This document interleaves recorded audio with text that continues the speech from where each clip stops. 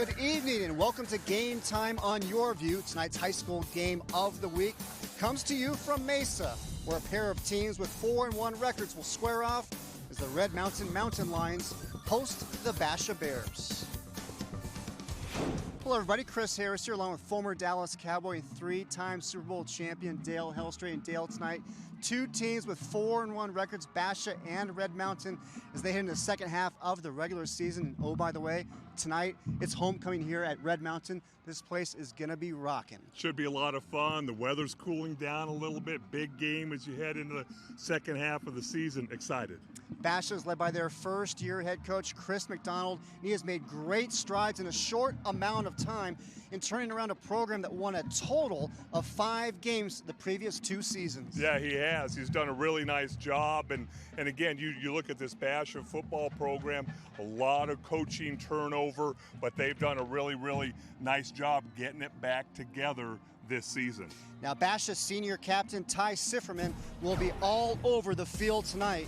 The only time the 3-year varsity starter won't be on the field is during punt coverage. Yeah, he's going to be playing a lot, and what's interesting about him, he's committed to play baseball at Grand Canyon University. Love to see these dual sports stars out here. You see the numbers.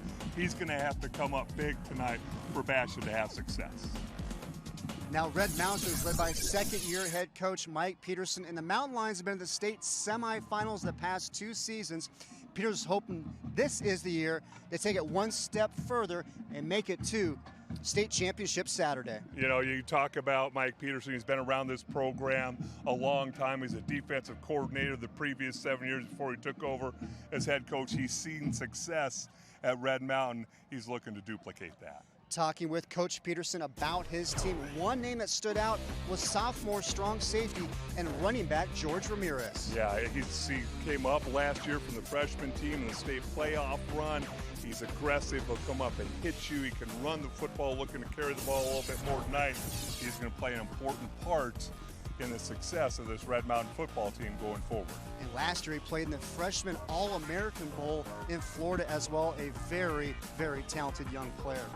All right, we come back. We'll have the keys to tonight's game between the Basha Bears and the Red Mountain Mountain Lions.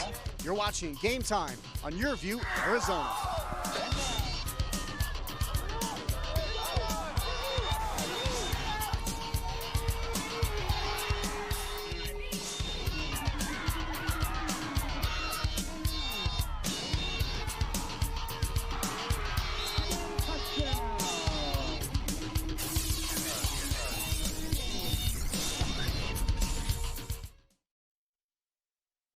Game Time high school football coverage on YurView is sponsored by Arizona Automotive Institute.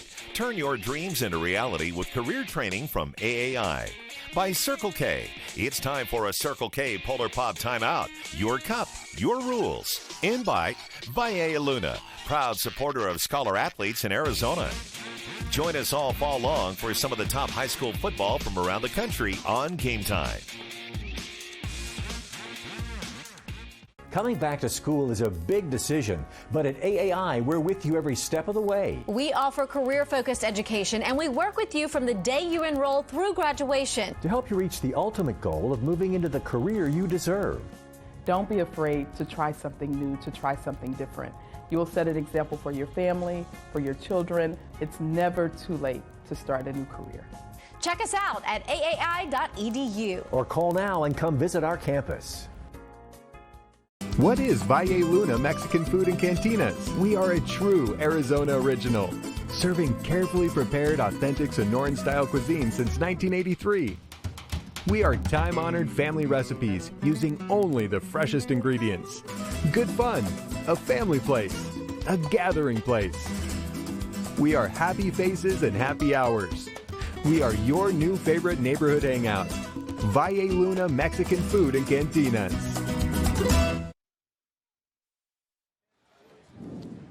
Welcome back to Red Mountain High School as we get set for the YurView Arizona Game of the Week. Down on the field, captain's meeting, coin toss. Red Mountain's going to receive. Gentlemen, shake hands, bring your teams out. So there you have it, Red Mountain in the maroon uniforms, the visiting Bears, white jerseys, and the green pants. Let's now take a look at our keys for tonight's game. And Dale, what are we working with here tonight? Well, I think anytime you get into these district games, these division games, you're going to look to run the football. Every coach is going to say we need to win the ground game. Turnovers in big games, those were going to play a bigger part in it.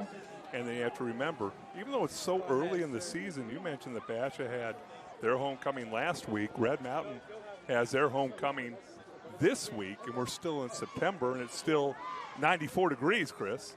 And it is, by the way, the last night of summer.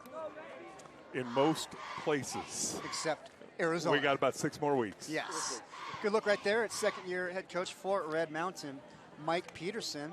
In his first year at the helm, led the Mountain Lions to the East Valley Region Championship and was the Region Coach of the Year. And Dale, you touched on off the top. Defensive coordinator for Red Mountain for 7 years before taking over the top spot. Had a chance to spend some time with him here earlier this week. Great guys, got great camaraderie with his players. You can really see they really love playing for him. We have a team that made it to the semifinals last year before they lost to Chandler, 10-3 coming off that season, and now they're 4-1 and looking to build as you go into the second half of the year. And Basha kick away, Ty Sifferman. Back to return for Red Mountain and bringing it out. On the return was Deontay Elliott for Red Mountain. Let's now take a look at the Mountain Lion starting lineup. And Dale, tonight is the first night all the transfers are able to play. And right there at the bottom, the running back, Deontay Elliott, that is the guy to keep an eye on. Mike Peterson said he is a difference maker. Yeah, looking forward to seeing him play. You know, he transferred over, as you said, but he's a 4'6", 40 guy, 425-pound squat. They're hoping to get him the ball at least 20 times this evening. So Red Mountain will start from their own 17-yard line, and Coach Peterson wastes no time. The handoff to Elliott, trying to push that pile forward to pick up of about 3 on the play. Bash is claiming there's a fumble. A Bear player came away with it, but they're going to say he was down. And lead the way, quarterback Darren Smith for Red Mountain. He's another transfer. He was first-team All-State in upstate New York. Came in from Sydney, New York. Popped into Red Mountain in May. He is leading this Red Mountain offense, the senior. So 2nd down and 7. Handoff once again to Elliott. Nice pickup there. The transfer came in from Desert Ridge. And when we talked to Desert Ridge head coach Jeremy Hathcock last year about Elliott, when Elliott was a sophomore, he said he could be the best running back in the state this year. Unfortunately, for him, he transferred over to Red Mountain as we take a look at that Basha defense. Yeah, Basha defense, you see 13.2 points per game allowed, 4 interceptions, 14 sacks. Very active out of that 3-4 defense. So Elliott picked up the first down, gets the carry again. And Dale, Coach Peterson talked about getting him 20 touches. He might get that in the first quarter if he keeps his pace up. Well, and again, it's his first game. You've been practicing for 5 weeks. You cannot simulate game-time conditions in practice. Even though you run, even though you do everything that you possibly can, the intensity of game night cannot be duplicated. Be interesting to see how long he can carry that football and if he can do it in the fourth quarter. Well, he checks out for a quick breather. Already 3 carries, 18 yards. Smith in shotgun, looking to throw and fires. Hits his receiver, and it's the tight end, Carter Wheat, the BYU commit, the senior. Big pickup there for Red Mountain. First down, moves the chains. Just a little out pattern by Wheat. He's going to get out in the flat area. Nice throw to the outside, able to catch it. You talk about Wheat, 6'4", 224 pounds. Seems to be getting better every week, especially at blocking. Carter Wheat, 2nd team All-Region last year. Also an outside hitter on the volleyball team here at Red Mountain. Mountain Lions first and 10 from their own 47. And we got some movement up front. Flags fly. Sometimes you use that hard count. Looked like they almost got Basha to jump off sides. They stayed on side. And Red Mountain jumped. Start. Number 64 on the offense. 5-yard penalty. First down. And our officials here for tonight, referee Jim Foster, the umpire Dan Myers, head linesman Glenn Punchess, line judge Jeff Barker, and the back judge Bernie No. Those are the officials here for tonight.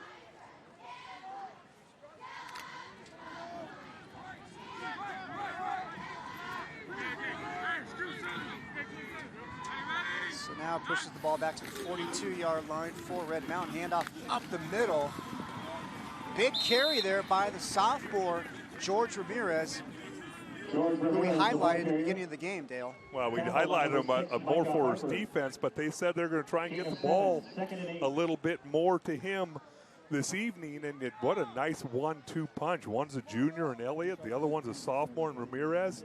Nice to have depth at that running back position, especially when Ramirez has to go over and play linebacker. And Ramirez, he had a pair of touchdowns against Dobson and 2 more against Westview. Smith fires, has his receiver making the catch. Is Kalim Reese Peoples, the senior wide receiver. 32.4 yards per catch coming into the game. Talk about the 6 foot, 160-pound senior wide receiver. Goes by the nickname Slim Reaper. Not afraid to hit you either in the running game.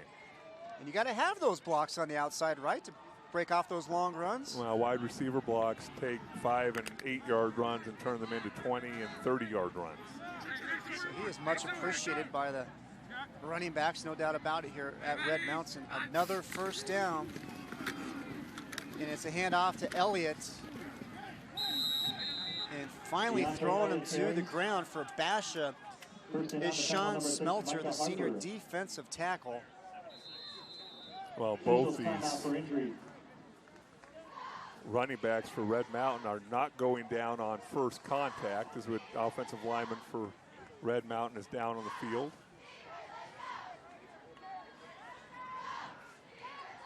And it looks like it's the center, Costin Cooley, who is down, the junior.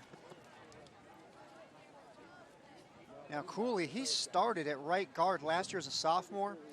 Coach Peterson decided to move him to center to give him a better chance to play at the college level. Cooley is just 6'2", and they said he's almost too short to be playing guard or tackle. Moving him to center gives him a better opportunity to play at the next level. Well, that's the thing. You look at these offensive linemen, and college coaches put you in a box, and I think it's really a shame because there's a lot of really good football players who don't get recruited by Division I or 1AA schools just because they are an inch or two short. And I think we saw a little bit last night. There's a guy playing quarterback for the Cleveland Browns, a guy named Baker Mayfield, who was said to be too short at every level that he's played. Well, he didn't look too short last night, helping the Browns get their first victory in almost 2 years. Talking about lighting a city on fire. I mean, I was not going to sit there and watch Cleveland and the Jets. And oh, come on, Dale. I T-voted it and started hearing people talk about it and said, well, I'm going to go ahead and watch this. It was a good watch. Big win for Cleveland. As you take a look at Elliott, the transfer from Desert Ridge, and first game action of the season. You know he's pumped up, ready to roll here tonight. Takes the handoff once again. Big hole, working that right side. First down, Red Mountain. Great job on that right side of the line for by Red Mountain. You can see a really nice block there by Francisco Saucedo. Watch the movement that is cleared out by number 74, and then watch the toughness with which Elliott runs the football. Look at that hole, and you are not going to bring him down with an arm tackle. It's going to be a gang tackle. Takes 3, 4, 5 guys to bring him down. His 5th rush for 30 yards. Elliott, great start already for Red Mountain on the opening drive of the game. Another handoff, again the right side. Stiff arm by Elliott, still on his feet. You talk about the 4.6 40 speed, but how about the toughness right there on that run? Great vision, finds the whole offensive line, doing a really nice job opening up an initial hole. As you see, number 55, Charlie Hola, the 6'3", 227-pound senior left guard, pulling up and leading the way. Talking to Coach Peterson about Elliott to be able to flag down on the play. He said he is the hardest working player he's ever seen in practice. Okay. Really likes the way he goes about doing his business. Holding against Red Mountain. The hold against Red Mountain. The one thing that Red Mountain has done so well on this drive is they stayed ahead of the chains, and that means the entire playbook is open. You can throw those short passes, but now with the holding penalty, that'll move them back. And having Elliott return, that man right there, number 15, couldn't be happier. As you said, opens up the playbook a little bit more, gets the running game going, opens up the passing game as well. Red Mountain now, the 10th play of their drive. It's already chewed up more than 4 minutes on the clock here in the first quarter. Handoff. They keep working that right side. Well, you look at the right side of the offensive line. You got Saucedo, 250, and Jasper Parks, the senior, 315 pounds. Left side, a little more athletic. You have Ben Bray at 260 and Hola at 227 pounds, the guard who led on that last power. Interesting fact about Charlie Hola is he also dates the coach's daughter, which might be interesting during the football season. Now, you know what it reminds me of is Tom Coughlin and Chris Snee back in the New York Giants days. Snee, he's married to Coughlin's daughter.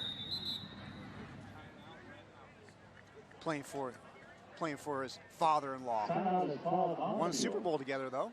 Did win a Super Bowl, and he made a lot of money. Got very good offensive lineman. Sure, Coach Coughlin appreciated it. No doubt about it. Timeout on the field. And here are tonight's Valle Luna Mexican Restaurants Scholar Athletes of the game. Valle Luna proudly supports Scholar Athletes in Arizona. Congratulations to Ben Bray of Red Mountain and Ty Sifferman of Basha. Ben has a 4.7 GPA, takes AP and honors courses, is a member of Fellowship of Christian Athletes, and helps his church package goods for those in need.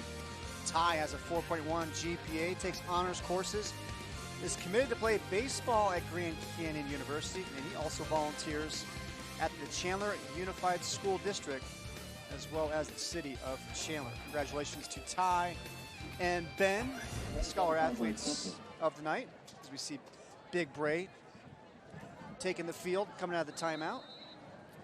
It was interesting going through all your notes, Chris, and how many of these Red Mountain football players actually play volleyball, too. They got quite a program here, and it's amazing. They're all linemen, too. So you got some big athletic linemen here at Red Mountain. Smith picks up the ball off the ground. Tries to make a little something out of nothing. Smith showing some nice athleticism there. Yeah, no panic in him. As you said, he's a senior and transferred in from New York. He's got a strong arm, getting better every week. New offense, new terminology, having to learn all that on the run. See the wristband there. And Coach Peterson said Smith he's gaining confidence each and every week as he learns the system more and more. And he now faces a 3rd down and 11. Dumps it out into the flat. Ramirez, first down and more for Ramirez. Reaches for the goal line. Ball's on the ground. And they're going to say Ramirez stepped out of bounds, but he did pick up the first down. So 1st and goal and a big 3rd down conversion for the Mountain Lions. Really nice timing on this play. You get out of the backfield. Nice touch on the pass by Darren Smith. You got to be so careful reaching that ball out at the goal line. If he doesn't step out of bounds, that ball is recovered by Basha, and it's their football. And you see it happen so many times on so many different levels. There was a college game, was it a couple weeks ago, a Texas A&M game, where the running back was reaching for the goal line, went through the end zone, touchback for the other team.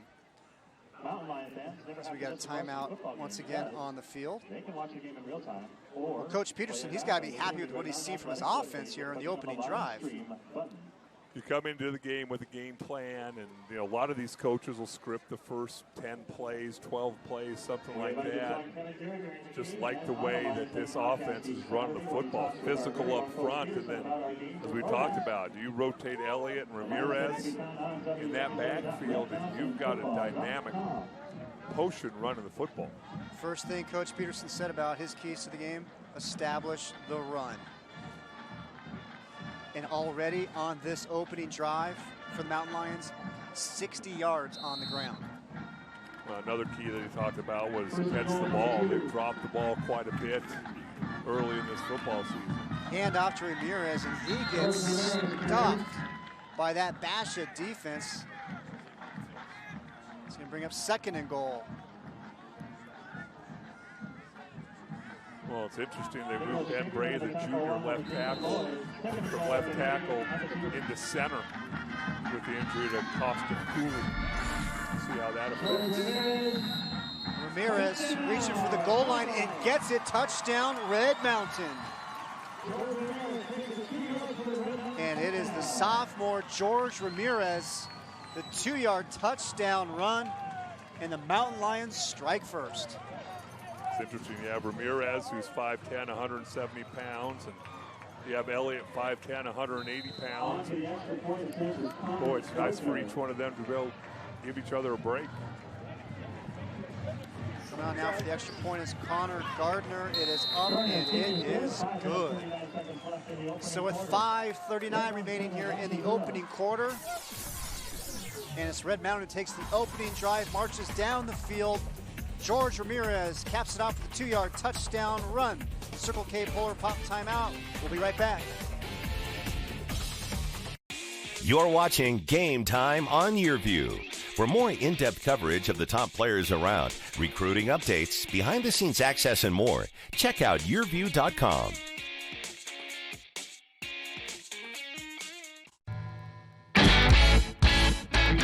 Hey Arizona, Circle K is home of the 89-cent any-size Polar Pop Foam Cup. Fill up the cup that stays cold longer with your favorite flavor and enjoy all day long. You can get any size Polar Pop Foam Cup for just 89 cents every day. That's right, any size Polar Pop Foam Cup for just 89 cents. Head to Circle K now and get a Polar Pop Cup and so much more, only at Circle K. Tonight's Game Time starting lineups are brought to you by Arizona Automotive Institute. Turn your dreams into reality with career training from AAI. Join us all fall long for some of the top high school football from around the country on Game Time. Starter. 5:39 remaining here, opening quarters. A good look at George Ramirez, the high mom after the 2-yard touchdown run. But great job by the sophomore here in the opening drive. Well, again, we talked about both these running backs. Not going down on first contact, great vision, keeping those legs churning behind that offensive line, able to catch the ball out of the backfield. Nice little stiff arm there. Make sure you hang on to the football and fight your way into the end zone for the touchdown. Well, you can see why Coach Peterson is impressed with this sophomore. Gardner kicks it away.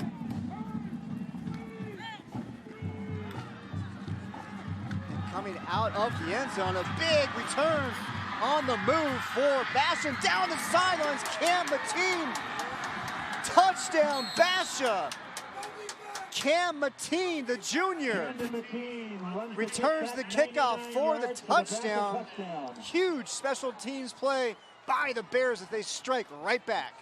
Well, it almost looked like this ball went into the end zone and probably could have been called in the end zone, but Mateen grabbed the ball, great blocking up front, and Cam Mateen, the fastest player on this Basha Bear football team, streaming down the sideline. Don't care if you have an angle on him or not.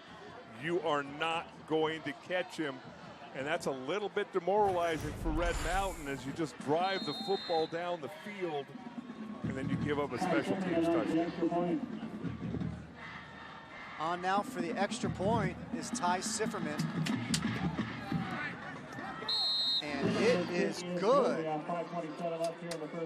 So Red Mountain used up about 6 minutes and 20 seconds off the clock. Marched the ball down the field, got the touchdown. Mateen takes the kickoff.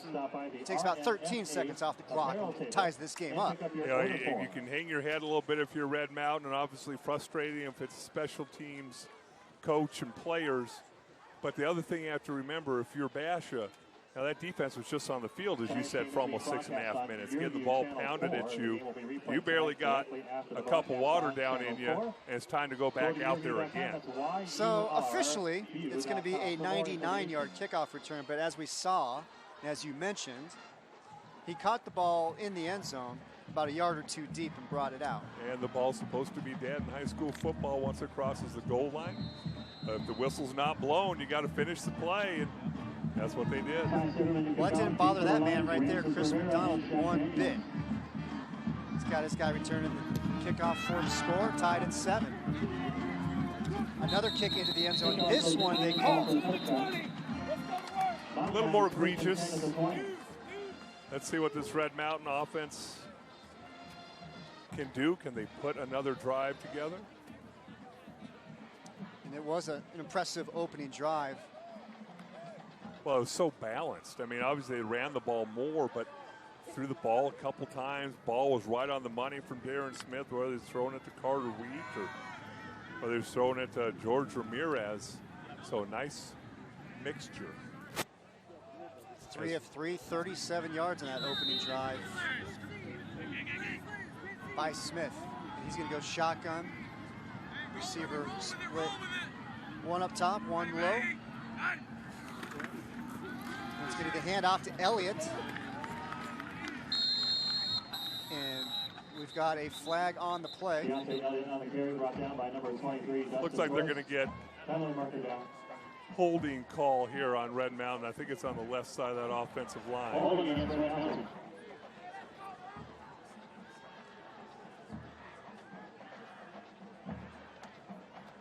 I think they're going to get Jasper Parks. Watch right here. Holding. Offense number.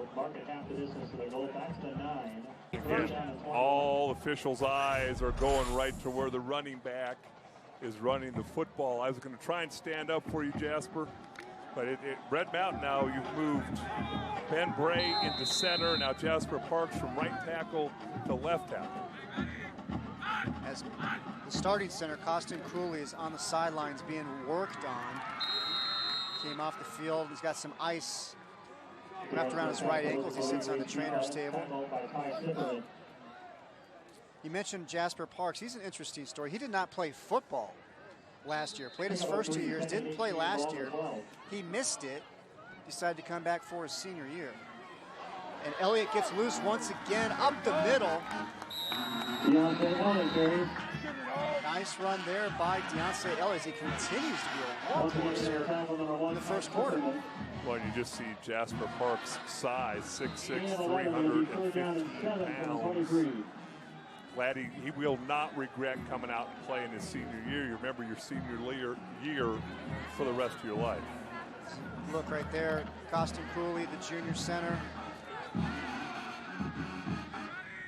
Injured on the opening drive, had to be helped off the field. Couldn't put any weight on that right leg. As Smith fires across the middle of the field, finds Carter Wheat. First down, Red Mountain. Big third down conversion there for the Mountain Lions. What a nice job by Darren Smith. Pressure coming to his left. As an unblocked Basha Bear comes to him, he slides to his right, buys a little extra time. This scares you as a coach as he throws back across his body, but able to complete the ball. And George Ramirez, another nice pickup there for Red Mountain. So this Red Mountain offense overcome the holding penalty, pick up the first down. They're doing a nice job of changing up the pace on this Basha defense. They'll huddle up a few plays and they'll get to the line and run a play real quick, and they are in a nice offensive rhythm. And that's one of the things Basha head coach Chris McDonald talked about before the games, that they're going to find a way to adjust to Red Mountain's tempo. Smith plenty of time, throws it to Reese Peoples. First down, Red Mountain into Basha territory. So again, Red Mountain showing that great balance offensively. This time Smith going to the air. Yeah, watch the protection. And that backup right tackle, that's Jake Griffin doing a nice job getting that edge rusher. Boy, you get the ball in Reese Peoples' hands, and talked about him averaging over 30 yards per catch. He's going to make you pay. Is that pretty good? That's pretty good. First and 10, Red Mountain from the Basha 49. And it's going to be a handoff this time for Red Mountain. It's Jarquell Gardner. He's already had a game this season where we went over 100 yards, 111 yards, and 3 touchdowns against Cesar Chavez. Another senior. Boy, they just got a bevy of running backs here for this Mountain Lion offense. And it's the way you can keep those 2 studs, Elliott and Ramirez, fresh for a whole game. So it's going to bring up second down. Smith, middle of the field, has his receiver. Making the catch for Red Mountain and picking up the first down is the senior, Zach Molina. Again, great pocket. You can see the rush coming over from the right there.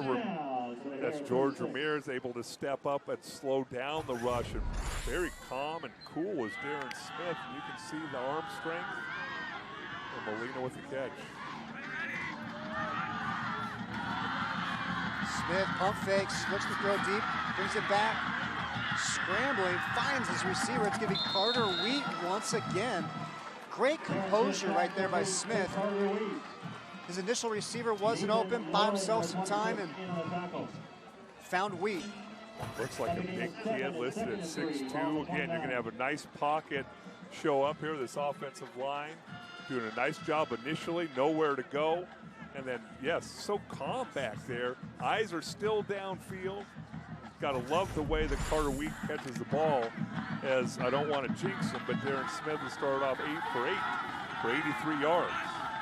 Second and 3. Smith fires, looks to the end zone. Tries to find Ramses Rivera, his first incompletion of the night. Well, that was our official statistician, Jared Donnins, who passed that stat along to me right before that pass play. So Darren Smith and family, you can blame him. Donnins Inc. Smith now 8 for 9. You know, it's second down, you pick 7. You pick up 7 yards and you take a shot down the field. And looks like there would be an equipment malfunction. Looks like the Chew's gonna. Checking into the game is going to be Nick Schinker, the senior linebacker. Third down and 3, just over a minute remaining here, opening quarter. Handoff to Elliott. Great patience right there by Elliott. Found himself a hole, picked up the first down.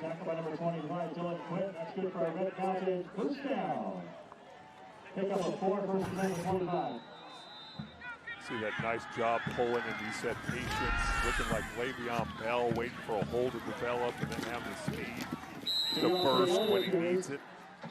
And this time, Elliott gets wrestled to the ground by Ty Sifferman. Sifferman, one of the leaders of that Basha team. But look at the night already so far for Elliott. Well, I'm looking at that Basha defense and trying to substitute some guys in, but they have been on the field for this entire first quarter. Smith drops back, buys himself some time, finds Carter Wheat, brought down at the 15-yard line. Clock continues to run. Let's see if Red Mountain elects to have the clock run out here. But really impressed with Carter Wheat. Boy, great hands. Talked about his size, 6'4", 225 pounds, and coming in the game with 15 catches. You can see those great hands. And boy, if you can block and catch like he does. You can see why BYU is happy to have a commitment from Carter Wheat. We are through one quarter here. at Red Mountain High School. And it is the Mountain Lions and Basha Bears tied at 7. You're watching Game Time on YurView Arizona.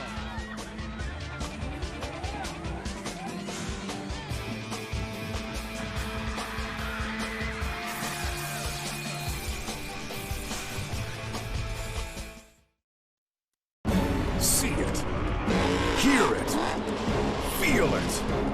Monster Jam! Where the only thing bigger than the trucks is the air they catch. See Gravedigger, Max D, Son of a Digger, and more of your favorite Monster Jam trucks. Presented by official partners America's Best Contacts and Eyeglasses and BKT Tires. Tickets start at $15. Restrictions may apply. University of Phoenix Stadium, October 6th. What is Valle Luna Mexican Food and Cantinas? We are a true Arizona original, serving carefully prepared, authentic Sonoran-style cuisine since 1983. We are time-honored family recipes using only the freshest ingredients. Good fun, a family place, a gathering place. We are happy faces and happy hours. We are your new favorite neighborhood hangout. Valle Luna Mexican Food and Cantinas. From style tips to travel ideas, Arizona Living Your Life, Your Style is designed to enhance your life in Arizona. We're hitting the lanes on the next Arizona Living Your Life, Your Style. Come with us to Bolero in Gilbert. Plus, a coffee company with a new twist on the traditional cup of joe. Watch Arizona Living Your Life, Your Style, Sunday and Tuesday on YurView. Brought to you in part by Papa Murphy's. Love at 425 degrees.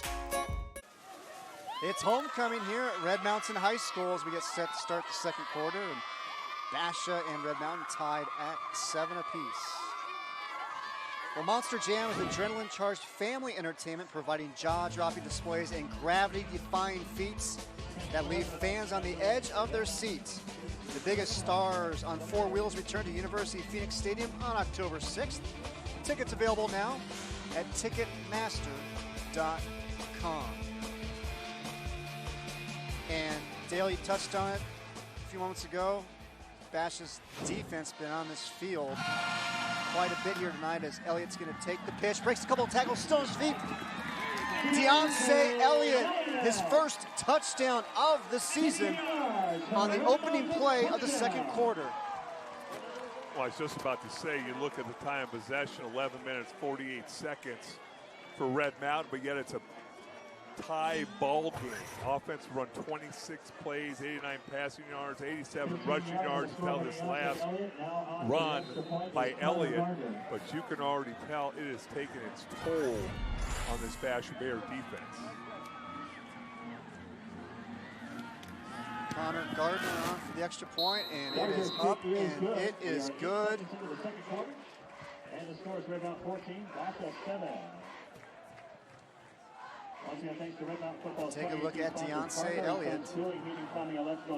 So the Basha defense was on the field for all but 12 seconds of the opening quarter. Well, it was a kickoff return. You know, you had a kickoff and a kickoff return, and that was it in the first quarter when Red Mountain didn't have the ball. And again, you're rotating in a few running backs, much more physically demanding, conditioning demanding to play defense than it is offense. Well, Coach Peterson said, hey, I want to get Elliott about 20 touches for the game, but he's already double digits here tonight. He's kind of showed off the whole package. I mean, you see the vision, you see the quickness, the toughness. He's not going down with an arm tackle. He's not going down with one guy tackling him. And here you can just see the fatigue in that Basha Bear defense. In Red Mountain's scrimmage before the season started against Brophy, Elliott, he touched the ball 3 times, scored twice. That kind of got Coach Peterson a little fired up for game number 6 this season, knowing what was coming his way. Line drive kick. On the return, Basha. Nice return there. Made by Andrell Barney, the sophomore. Showing some wheels. just see so many younger kids coming up and playing varsity football, and as talented as they are, you need to get them on the field. Well, because we couldn't do it in the first quarter, here's Basha's starting offense. Sad to see number 78 play for Basha tonight. Roman DeWise, who's committed to ASU. 6'5", 290-pound senior. He told me he really loves what Norm Edwards and that staff is doing over there in Tempe.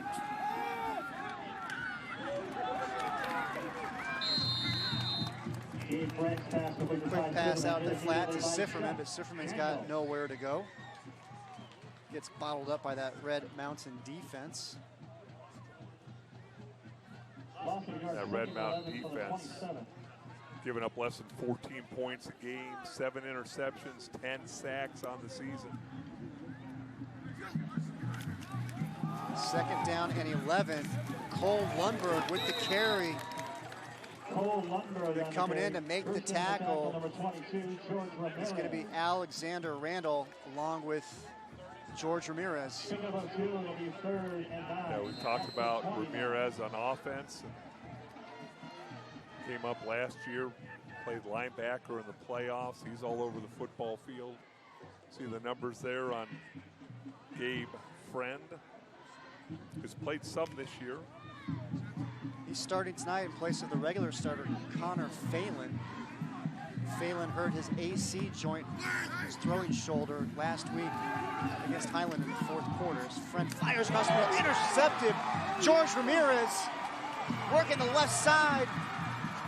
Finally gets brought down by the quarterback, Gabe Friend, but what a first half already by the sophomore George Ramirez on both sides of the ball. Just playing center field from a safety position. He's smart, dedicated to the game. Fairly good pass protection. Watch this up front. Blitz comes late. Ball's high over the middle. That usually spells trouble for the offense. And Ramirez able to bring the ball in, turn it all the way back down to what looks like the 19-yard line. Talk about the respect the Red Mountain team has for their sophomore Ramirez. Every week, the team votes one honorary team captain to go along with their regular 3 captains throughout the season. And Ramirez, as a sophomore, was already selected as a honorary captain. Wait to see his playmaking ability. You gotta love his size, speed, strength. Remember, number 22 is only a sophomore. How impressive is that? He played on the freshman team all last season. They bring him up for the state playoffs in the varsity, and he starts. This was timeout. Players shaking up. Timeout on the field. We got a Basha player down on a knee, and it's number 41 for the Bears, Charles Gilbert. Now able to walk off on his own power. And Gilbert, he leads the team in sacks with 4 on the season. Charles Gilbert was a player shaking up. Well, high school and college football fans, be sure to check out YurView's recruiting podcast called Over the Middle. Over the Middle is hosted by recruiting guru Jeremy Crabtree. Each week, Jeremy will take you inside the huddle, interviewing players, coaches, and industry insiders in and around college football. All that and more each week on Over the Middle podcast. Check it out at yourview.com. Second down for Red Mountain. Smith, he loses the rush, fires, falls incomplete. Aaron Smith pass incomplete. Intended receiver was number 3, Zach Molina. It's going to bring up third down and 12. Not only can these running backs run the ball, but I want you to watch the pass protection coming clear across the formation, picking up the blitzer. Might have got away with a little hook there, but opened up some space for Darren Smith to flush out to the right. Red Mountain 4 for 4 in third down conversions, and sure enough, just as we blew up the Smith completion stat, being 8 for 8 and through his first incompletion. Now Red Mountain, for the first time, not able to convert on 3rd down. A really nice job by Caleb Jones, the outside linebacker for Basha, playing right underneath the intended receiver. Caleb Jones, he's 5'9", 180 pounds. He's another sophomore who participates in track and throws the javelin. It's going to be Connor Gardner for the 37-yard field goal attempt. And it is good. Connor Gardner, the 37-yard field goal attempt, splits the uprights. And that gives Red Mountain a 10-point lead. Mountain Lions leading the Bears 17-7, 9:37 remaining first half. It's time to take a Circle K Polar Pop timeout. Your cup, your rules. We'll be right back.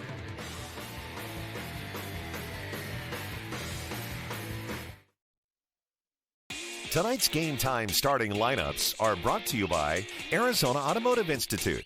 Turn your dreams into reality with career training from AAI. Join us all fall long for some of the top high school football from around the country on Game Time.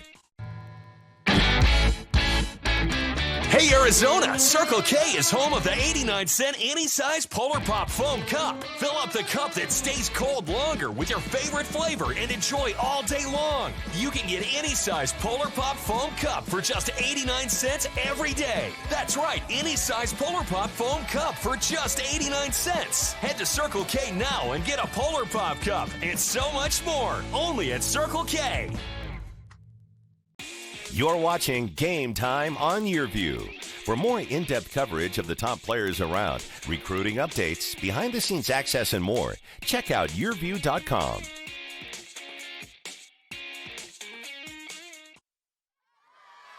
Welcome back to Red Mountain High School. You're watching Game Time on YurView, Arizona. Red Mountain, they're fired up on homecoming. Their Mountain Lions lead the Basha Bears by a score of 17-7 at Dale. Watch the kicker here. I had to do a little stutter step because of the snap. You know, as a long snapper, special teams, timing's everything. Impressive job to still get that to go through. Really nice job, hesitating for that second, as you said, able to concentrate. Kick the ball through the uprights. Red Mountain turning the turnover into 3 points, but I think if you're Basher, you're sitting there going, well, you know what? We held them to a field goal now. See if we can get this offense going a little bit. So nice job there by the holder, Garrett Strell, to get that down. Gardner now to kick it away, and it's going to be a short kick. And bringing it down was Micah Harper, but a great tackle there. Number 87 for Red Mountain, making the play, Trey Smith.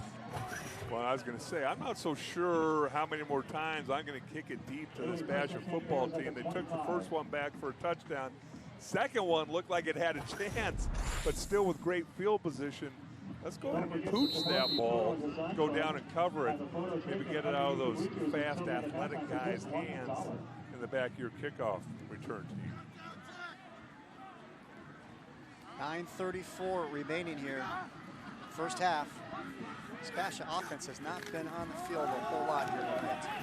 Gabe Friend's going to keep it. Gabe Friend gets chased out of bounds, a pickup of about 4 for the junior quarterback, as we take a look now at that Red Mountain defense. Yeah, we talked about that, holding opponents to under 14 points per game, 7 interceptions, 10 sacks. Very active defense. Haven't got to see a whole lot of them tonight, but Isaac Thompson, number 6, leads them in tackles. Jacob Griffin, the junior defensive end, leads the Mountain Lions in sacks with 6. Second down and 5. Taking the handoff for Basha is Nick Schinker, the senior. Close to the first down, and they're going to give it to him. So first down, Bears. Well, and every drive starts out getting that first down, and they're just going to hand it out and just watch the movement that this offensive line gets. at the point of attack. And what you get so excited about these running backs that continue to drive those legs, offensive linemen. You see Alex Podesta pushing on his running back, able to pick up that first down. So it's the first down of the night for Basha with 9:05 and working its way down to 9 minutes here in the first half. And we got flags flying everywhere for the snap. Well, when you're 6'5", 290 pounds. Dead ball. False start. 79 offense.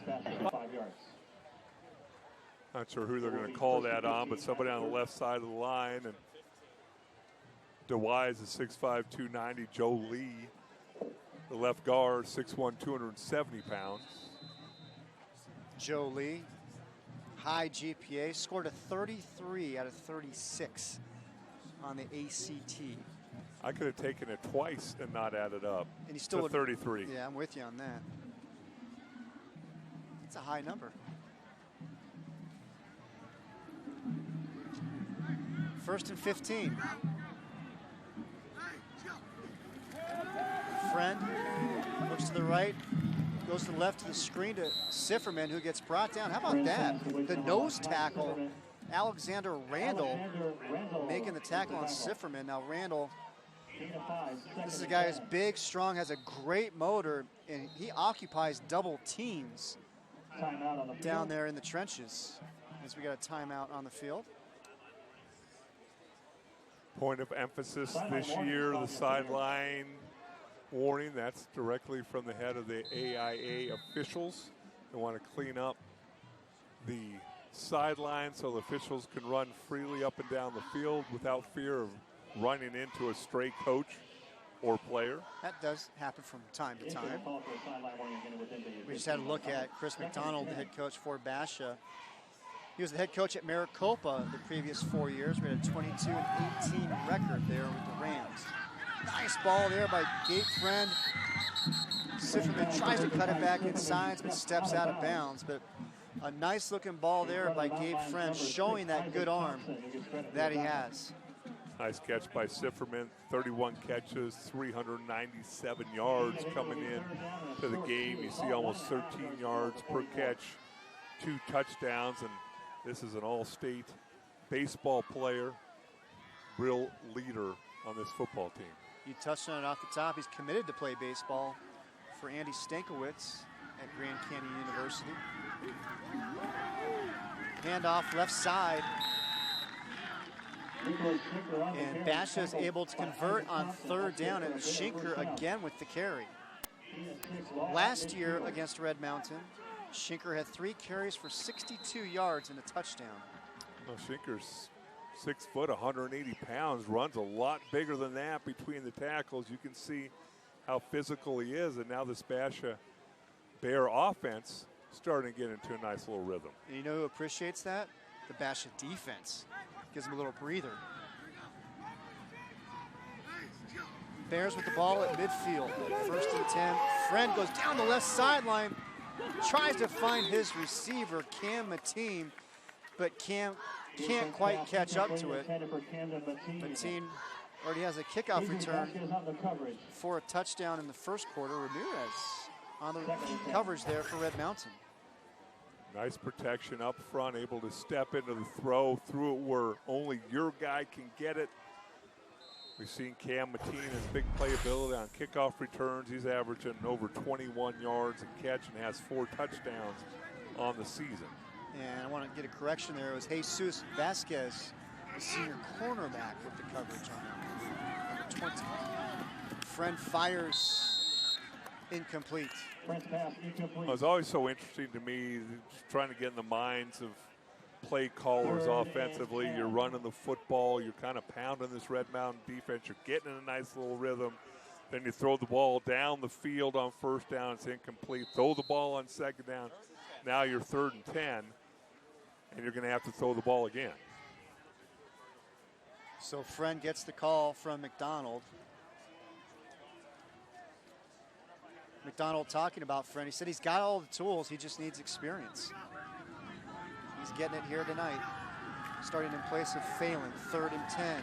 Fires has his receiver, Sifferman. First down, Basha. Back-to-back third down conversions for the Bears. Moves the chains. Just sat down in that vacant area of the zone. Gabe Friend looking for his friend. Ty Sifferman, a good friend on third down. Fires that ball in there right in front of the safeties. Sifferman able to pick up the first down and keep this drive going. And as you pointed out, give that Basha defense some rest. It's also giving Friend a little bit more confidence here. Now they're going to work the ground game again with Schenker, but coming up to make the tackle for Red Mountain is Hiram Boren, the junior linebacker. 2 yards on the play. You're an athlete, you're a quarterback, you're a linebacker. I want you to watch right here. It's good to be young and flexible. Number 44, Parker Jacobs. Watch him get bent over backwards right there. Right there, my back hurts, my hip hurts, and I would have broke my ankle just watching that play. Handoff, Schenker. Looked like almost like a little yoga pose there. No, that did not look like a yoga pose. Yoga, people don't fall on the back of your legs and bend you over backwards, Chris. I don't know what kind of yoga you do.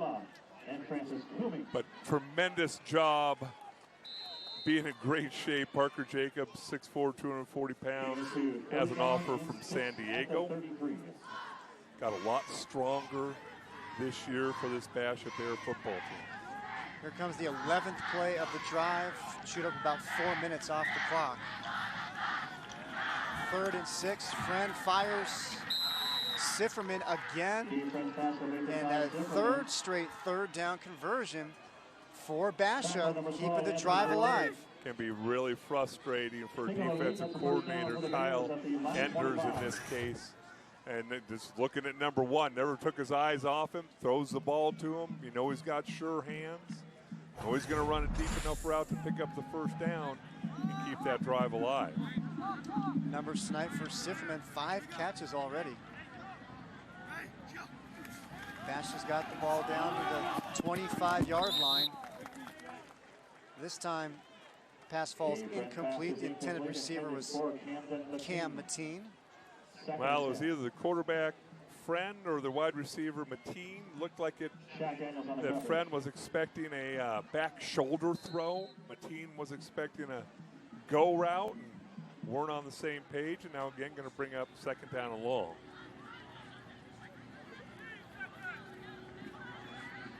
Basha this season averaging 27.5 points per game. They got 7 tonight, and that came on a kickoff return for a touchdown.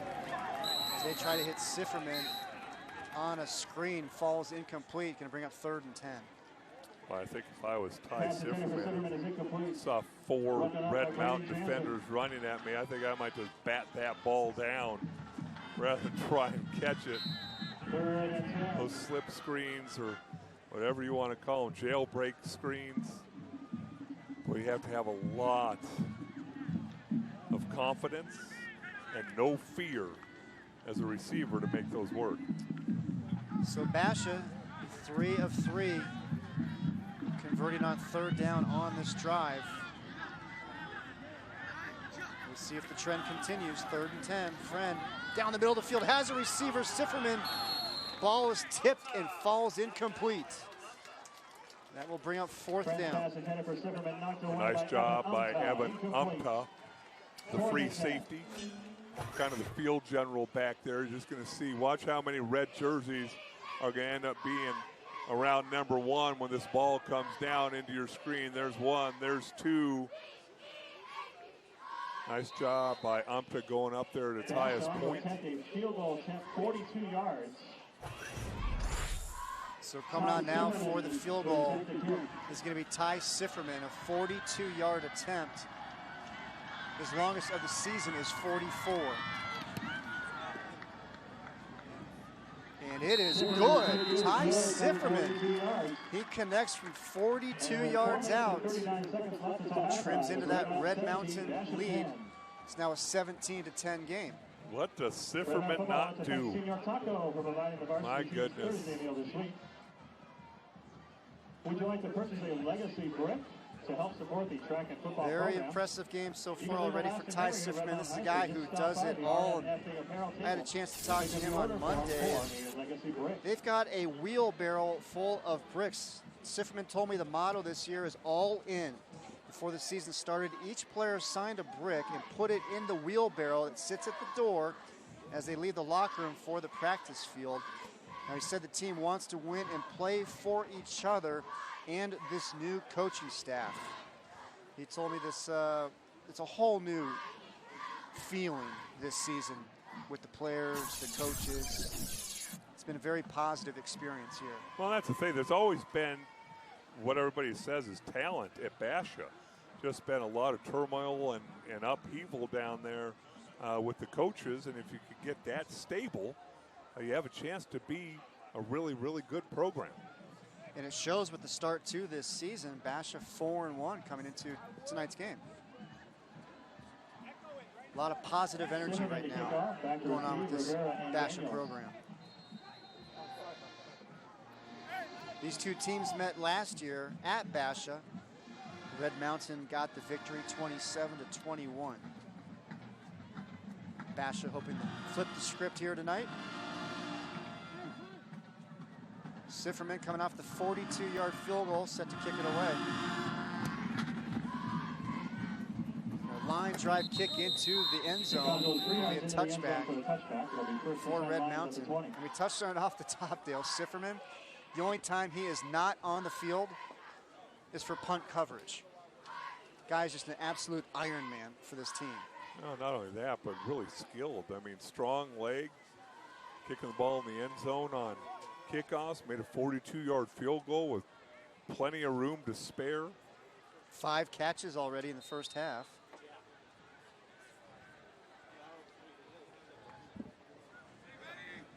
Mountain Lions offense takes the field. Handoff. Breaking out of the tackles, Deontay Elliott. Wow.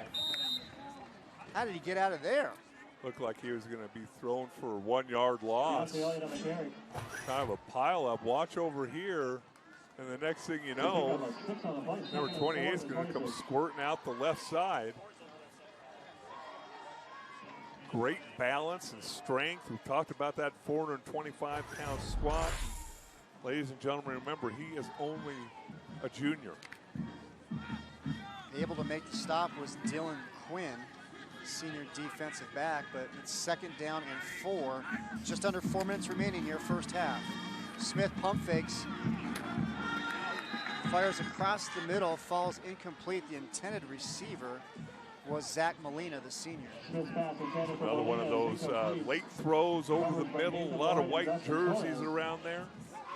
Molina has an offer from Arizona Christian University. 16 catches, 277 yards, and a touchdown coming into the game. He's got some speed, a little undersized, as you said, 5'10", 170. It's like a Wes Welker type slot receiver. Smith finds Elliott. First down, Red Mountain. 3rd down conversion. Taken out of bounds by number 24, Caleb Jones, and number 26, Nathan Lloyd. This time, Basha brings pressure. Right tackle, number 54, Jake Griffin, does a nice job picking up the blitzing linebacker and allowing Darren Smith enough time to get rid of the football to Elliott. And that was a great job by Elliott making an adjustment. Ball was a little bit behind him. Able to make the catch and still pick up the first down. Smith, plenty of time, fires down the field. Kalim Reese Peoples, the intended receiver, but I'll tell you what, that Red Mountain offensive line doing a great job of giving Smith time to throw back there. Really nice, and you see Reese Peoples comes off the field, but Ty Sifferman, who just ran with him, staying on the field. I tell you what, Sifferman has to be in fantastic shape. We talked about how versatile he is. He also has a 4.1 GPA. Well-rounded young man, no question about it. Of course, tremendous baseball player as well. 2nd and 10, handoff, Elliott. This time the Basha defense was waiting for him, and they stuff it. In on the tackle for Basha. Number 23, Dustin Torres. Well, I tell you what, neither one of these running backs for Red Mountain want to go down on the ground even when they're wrapped up and being driven back. You can see those legs continue to churn. Got to make sure that you get them on the ground if you're this Basha defense. 3rd down and 9. Smith, plenty of time. Now evades the rush, points down the field, looking for Ramirez, goes incomplete. Great job by that Basha defense. The secondary in particular. Smith had plenty of time, but nobody open. It's going to bring up 4th down. Talked about that offensive line for Red Mountain. You said great protection. Usually you have that much time to throw the football. Somebody is going to come open late, but as you said, that secondary for Basha, locking them down, nowhere to go with the football, and Smith had to get rid of it. So a big stop by Basha's defense, and they're going to get the ball back with just under 3 minutes remaining first half. Nice job there by Micah Harper. That was a tough hop there he fielded. Micah Harper on the return, brought down by number 16, Jackson Beecher. And the Bears are going to have the ball 38 yards on at their own 34-yard line. 2:45 left first half, and Ty Sifferman, tremendous first half here for the Bears. Yeah, tremendous job catching the ball in traffic, and then on these 3rd down catches, knowing where he needs to get for the first down, and just super reliable. Again, going over the middle. Know you're going to take a hit, might as well catch the football. And we saw him playing cornerback, kicking off, field goals. He's done it all. It's going to be a handoff to Cole Lundberg, working that right side. First down, Basha. Lundberg, the leading rusher this season for Basha, came into tonight 475 yards rushing on the season. Nice pickup here. Yeah, he's going to watch this hole open up here. He's going to squirt through there. He's averaging 7.7 yards per carry. That's a really nice kick-out block by the right guard, James Nose, 6'1", 260-pound junior, physical at the point of attack. See Lundberg's vitals there. 2nd down and 1. Friend goes up top, intercepted. Vasquez, the interception for Red Mountain. We got a penalty flag down on the play near midfield. Let's see what that's for. Well, it did not look like Sifferman was expecting that football to come to him.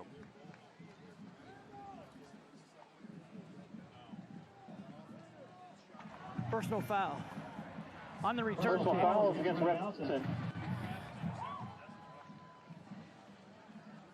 It must have been after the interception. Little pressure up the middle, throws the ball. Sifferman wasn't even expecting the football there. 15-yard penalty at the end of the play.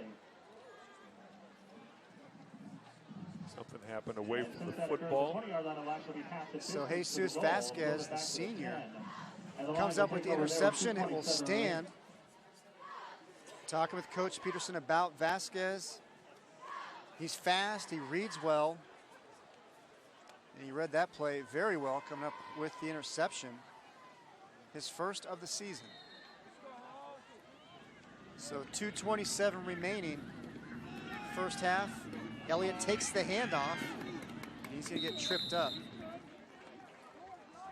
Interesting to see how Mike Peterson and this Mountain Lion offense attack this. We've seen all different kinds of offense.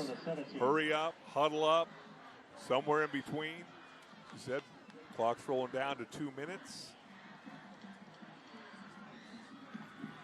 Red Mountain with 1 timeout remaining. Elliott with the handoff once again. It's going to be a first down for Red Mountain. Really like the way this Red Mountain offensive line blocks power. You got ankle blocks on the right side. Charlie Hola, the left guard, pulling around. 230 pounds, athletic. And there's a look at Jasper Parks, the senior. 6'6", 315. Wow. Storm Mendoza storms the backfield and makes the big stop for that Basha defense. Well, with a name like Storm, you got to be able to play middle linebacker. Watch him coming through that backside gap. Nobody to block him. Times it perfectly. Now you're taking a look at Basha with the 3 timeouts. Clock running down. Second down and long. Going to use a timeout here and see if they can't force a Red Mountain punt. Red Mountain Spirit Line would like to thank their sponsors. You mentioned Storm Mendoza and the name. That's his real name. His mom named him Storm because she wanted to give him a name that was different and unique. He was born on a stormy night, so she went with Storm. Jim Dance, Johnson Law Office, Los Angeles Golf, Nando's. Mendoza, he was part of the homecoming court last week, as you mentioned earlier on. Homecoming last week for the Bears when they played Highland. 33 tackles coming into the game. Just one of those guys, a little undersized, 6 foot, 180-pound senior, but just has a nose for the football, and he's always playing downhill.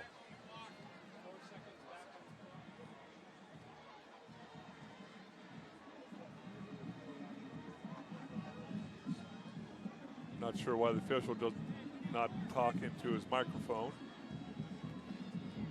They're wanting 4 seconds put on the clock. It's already there. Take a look up, and we're ready to go. 1:20 remaining here in the first half. Red Mountain with the ball at their own 19-yard line. Still have the 1 timeout remaining. Ramirez takes the handoff. Parker Jacobs in on the tackle for Basha, along with Chandler Kelly. Parker Jacobs. The offense from San Diego, number 44. Playing that 3-man line, you're going to get linebackers coming from every which direction. A gain of the play on 2 following the timeout. It will be 3rd down and about 12. Number 53 for Basha, lining up at nose tackle. That's Sean Smeltzer. The senior, 6'1", 203 pounds, awful quick there in the middle of that Basha Bear defense. Yeah, Smeltzer's also part of the wrestling team at Basha. As we take a look at Chandler Kelly. Kelly's a guy, he's got a great motor, and he's able to go sideline to sideline. He's got great speed and mobility at his size, 6'2", 240, does a great job of pursuing the ball. Well, those nose tackles, you're fending off blockers and trying to eat up double teams, and he has 2.5 sacks on the season. Put together a nice senior year. So it's going to bring up 3rd down and 12 for Red Mountain. Smith drops it off to his receiver. That's Reese Peoples, but we have a flag down on the play. Looks like it's going to be a personal foul, face mask against Basha. Well, that's what it's always so dangerous about using timeouts in situations like this when you're on defense. You end up, if it is in fact against Basha,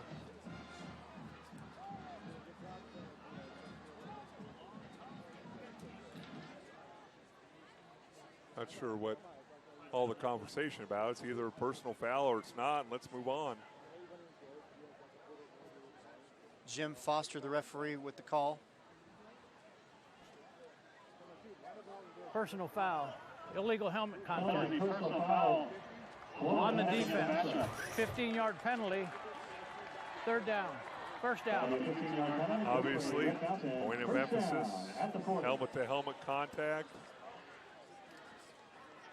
And let's see if it's the second one coming in.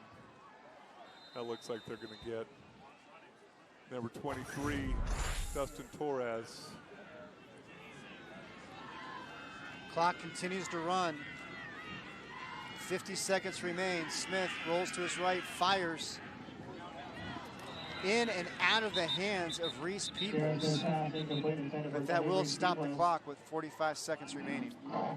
Well, that's one of those plays you can just kind of see how excited Reese Peoples was for the ball to get there. Ball took a little bit longer than normal to get there. Smith rolling out to his right, really couldn't get as much zip on this, I think, as he would have liked.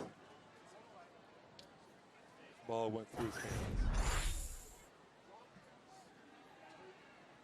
Penalty's 5 yards. It'll be 1st and 15. And there was a penalty against Basha, so that's going to move it back 5 yards. Pardon me, against Red Mountain. Well, that's why my conservative nature, so many things have happened here in the last minute. I'm not so sure if I just hand the ball off a couple times and say, you know what, I'm going in the 17-10 lead. Smith drops back, fires down the field, looking for the receiver. People, and a penalty flag comes flying out. Smith takes a shot down the field, and it's going to be a penalty against Basha. Pass interference against Basha. Looks like it's going to be on Micah Harper. Reese Peoples doing a post pattern. You can see the contact. The right hand gets in there, and the official from his position can see that very easily. Remember, in high school football, it's not a spot foul. 15 yards.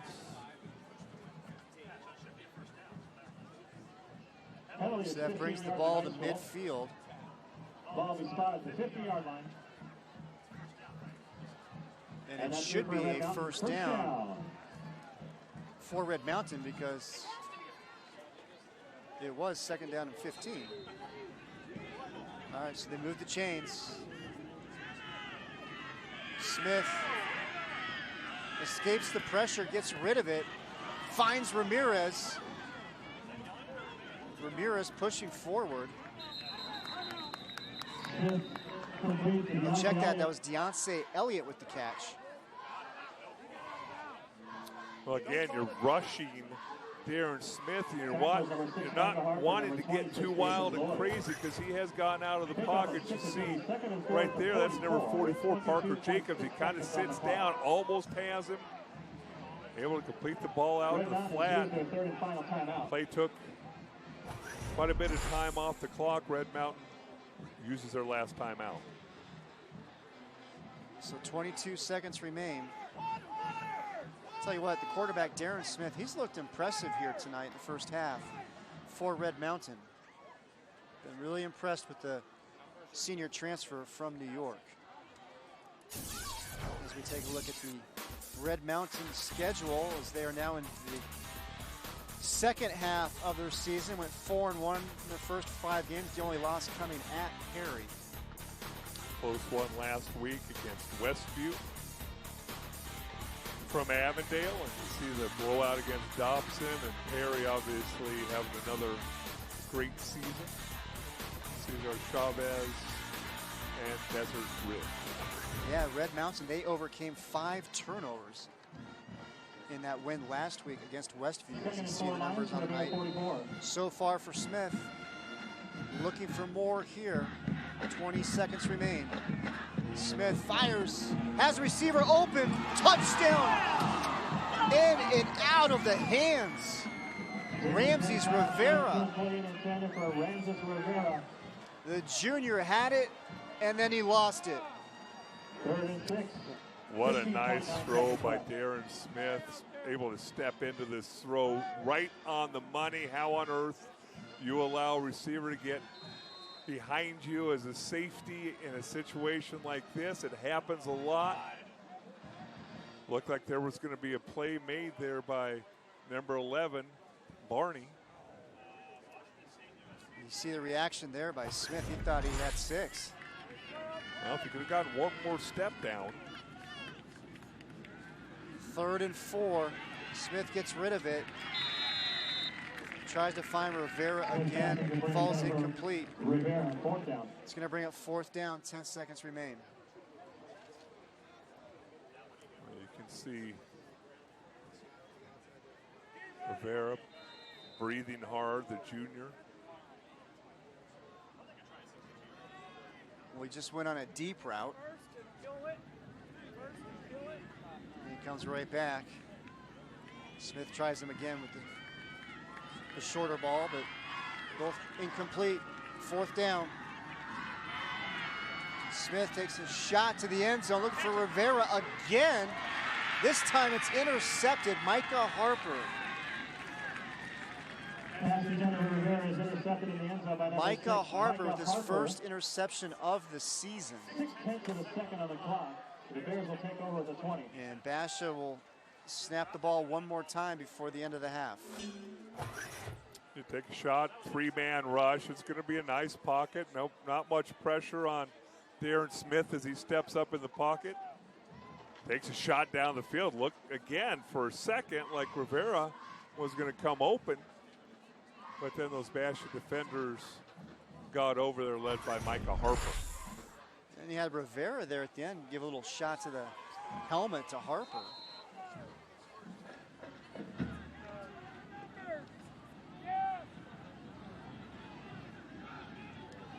And all we're waiting here is for the snap. Friend takes the knee, and we are at the half here at Red Mountain High School. Of our 2018 homecoming game with the score, Red Mountain 17, Basha Mountain 10. Lions leading the Bears by a score of 17-10.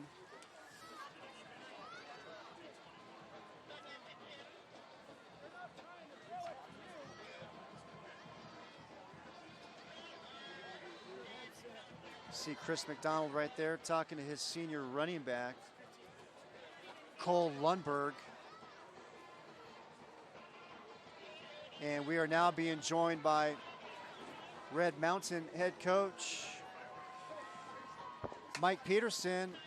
And coach, offense looked impressive there in the first half, especially in the opening quarter. What are you seeing against that Basha defense you're able to exploit? Yeah, good managing the game and good ground and pound and manage the clock and run the clock. The offense did great. We got to tighten up special teams on that one, and we got a pretty good lead. The heat tonight, coach, is it affecting your players at all? The heat? Yes. No, we're fine with the heat. Continue to run the football. Is that going to be the game plan here in the second half? It looked like Basha was getting worn down a little bit. That's always the game plan with us. We've got a tight end, gives us an extra gap, and run it, and then throw it over the top when we get a chance. Along those lines, last question, Coach. Deontay Elliott, I know you're excited about getting him on the field here tonight. Your impressions of what you saw from him in the first half? He's done great. He's made something out of nothing a couple of times, and we're going to get him in a rhythm and see if we can't get him to break one. He's a very talented kid. Thank you for the time, Coach. Appreciate it. Thank you, guys. All right, we're going to step aside for a quick break here. It's halftime, Red Mountain High School. Mountain Lions leading the Basha Bears 17-10. You're watching Game Time on YurView Arizona. We'll be right back.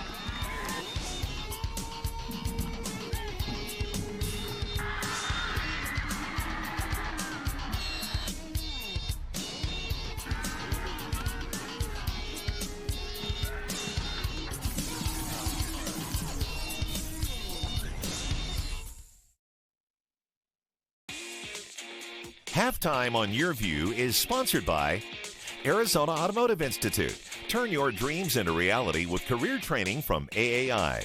By Circle K. It's time for a Circle K Polar Pop timeout. Your cup, your rules. And by Valle Luna, proud supporter of scholar athletes in Arizona. Join us all fall long for some of the top high school football from around the country on Game Time.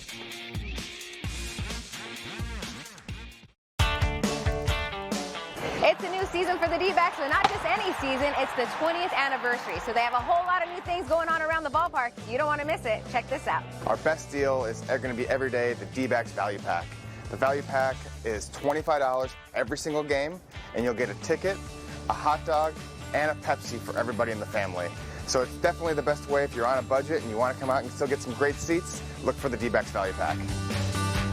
There's so much for families to do at Chase Field, and the upper concourse is the Phoenix Children's Hospital Sandlot. There's a toddler playground for the little ones, a slide, there's a wiffle ball field, and even a batting cage for the older kids to swing away.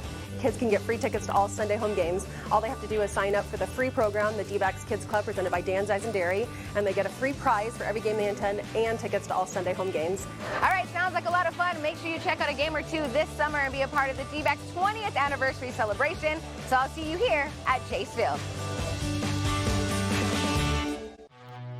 Drone Racing League pilot Wild Willie is testing his skills on the scariest course imaginable. His mom's house.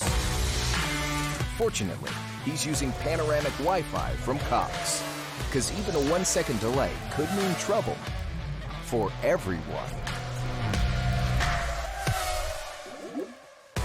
Wall-to-wall fast panoramic Wi-Fi from Cox. Wi-Fi at the speed of flight. You're watching Game Time on YurView. For more in-depth coverage of the top players around, recruiting updates, behind-the-scenes access, and more, check out YurView.com.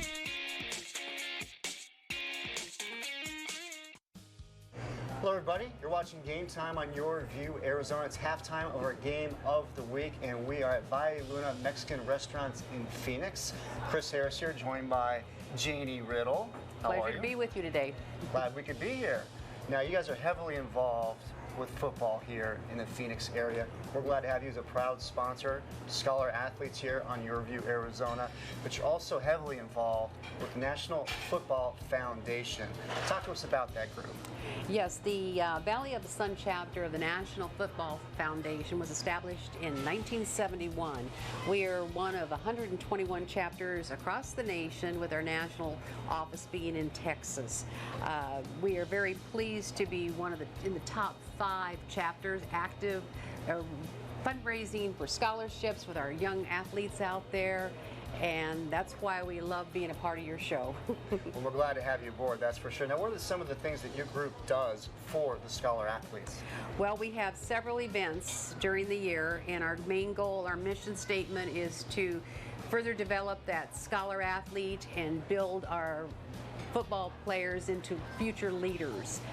Our major event in December is our Champions Luncheon, where we'll be reaching out for our 23rd year, and we recognize and honor all the 6 winning teams in the state of Arizona at the high school level.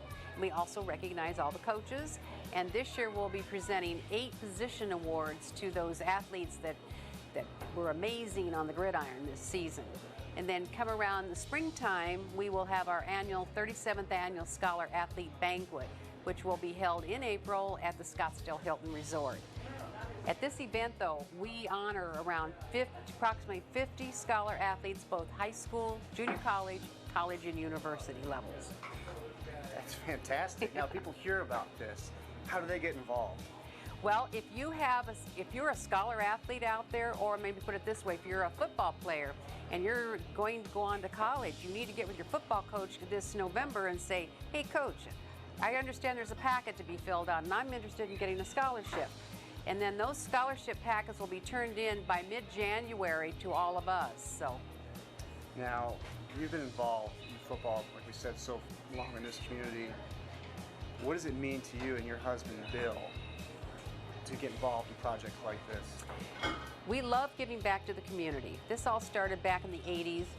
When my mother-in-law wanted to give back to the community and do something special. So we started sponsoring youth athletics. You see our walls of fame in all of our 3 locations, and these are young athletes that we have a plaque up there with their name on it.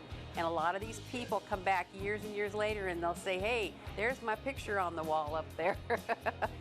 But my mother-in-law started this, and we have been continuing that in her memory ever since. And it's our passion to give back and do something special. And we love football. We're ASU Sun Devils, and we're Cardinals. And we all love football. And don't forget the Steelers, or those other side of my members of the family. So. Well, you love football. We all love football. We're so glad to have you on board as one of our sponsors with the Scholar Athletes. And Janie, thank you so much. Thank you. We really do appreciate your time. Thank you so much. Special thanks again to Janie Riddle and her husband, Bill, owners of Valle Luna Mexican Restaurants. And take a look at some of the other events coming up. National Football Foundation, the Champions Luncheon, in mid-December after the season wraps up. And then April 6th, the Scholar Athletes Award Banquet. That is a terrific event. I had a chance to MC that event for them a couple of years ago. It is a wonderful, wonderful event they put on for some very impressive young men. And for more information on the programs, you can also contact Mark Weiss. You see his contact information right there. Make sure you get involved. It's a fun group to be with and very rewarding experience as well. Let's now send it down to the field and catch up with the Red Mountain Marching Band.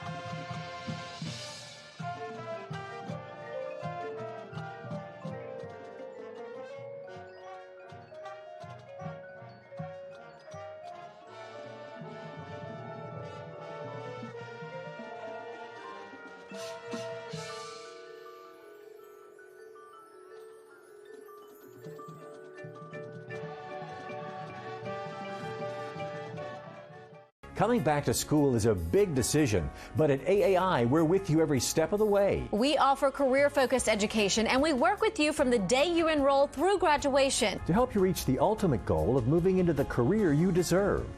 Don't be afraid to try something new, to try something different. You will set an example for your family, for your children. It's never too late to start a new career. Check us out at aai.edu. Or call now and come visit our campus. See it, hear it, feel it. Monster Jam! Where the only thing bigger than the trucks is the air they catch. See Gravedigger, Max D, Son of a Digger, and more of your favorite Monster Jam trucks. Presented by official partners America's Best Contacts and Eyeglasses and BKT Tires. Tickets start at $15. Restrictions may apply. University of Phoenix Stadium, October 6th. Jeanette, you know how during our date, we couldn't remember the name of that show we both liked. We're Cox customers. We can find it on Contour. Last 9 viewed. My grandkids are here. Home improvement shows. More like this. We liked House Hunters. That's the name of it. Grandpa, you have a girlfriend? We're not using labels. That's a yes. Watch more, search less, because you're a Cox customer. Cox.com/learn. Music, the food, y más. Join hosts J.R. Cardenas and Vanessa Ramirez for a Southwest adventure on Subida. It's July and it's hot. Like really hot. But we got a plan. Operation Big Chill. We're planning our escape on the next Subida. Watch Subida every Sunday and Wednesday only on YurView and YurView.com.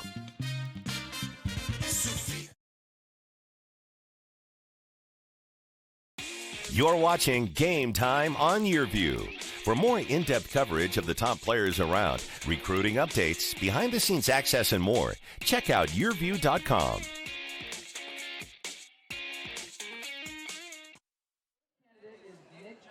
Welcome back. It's homecoming here.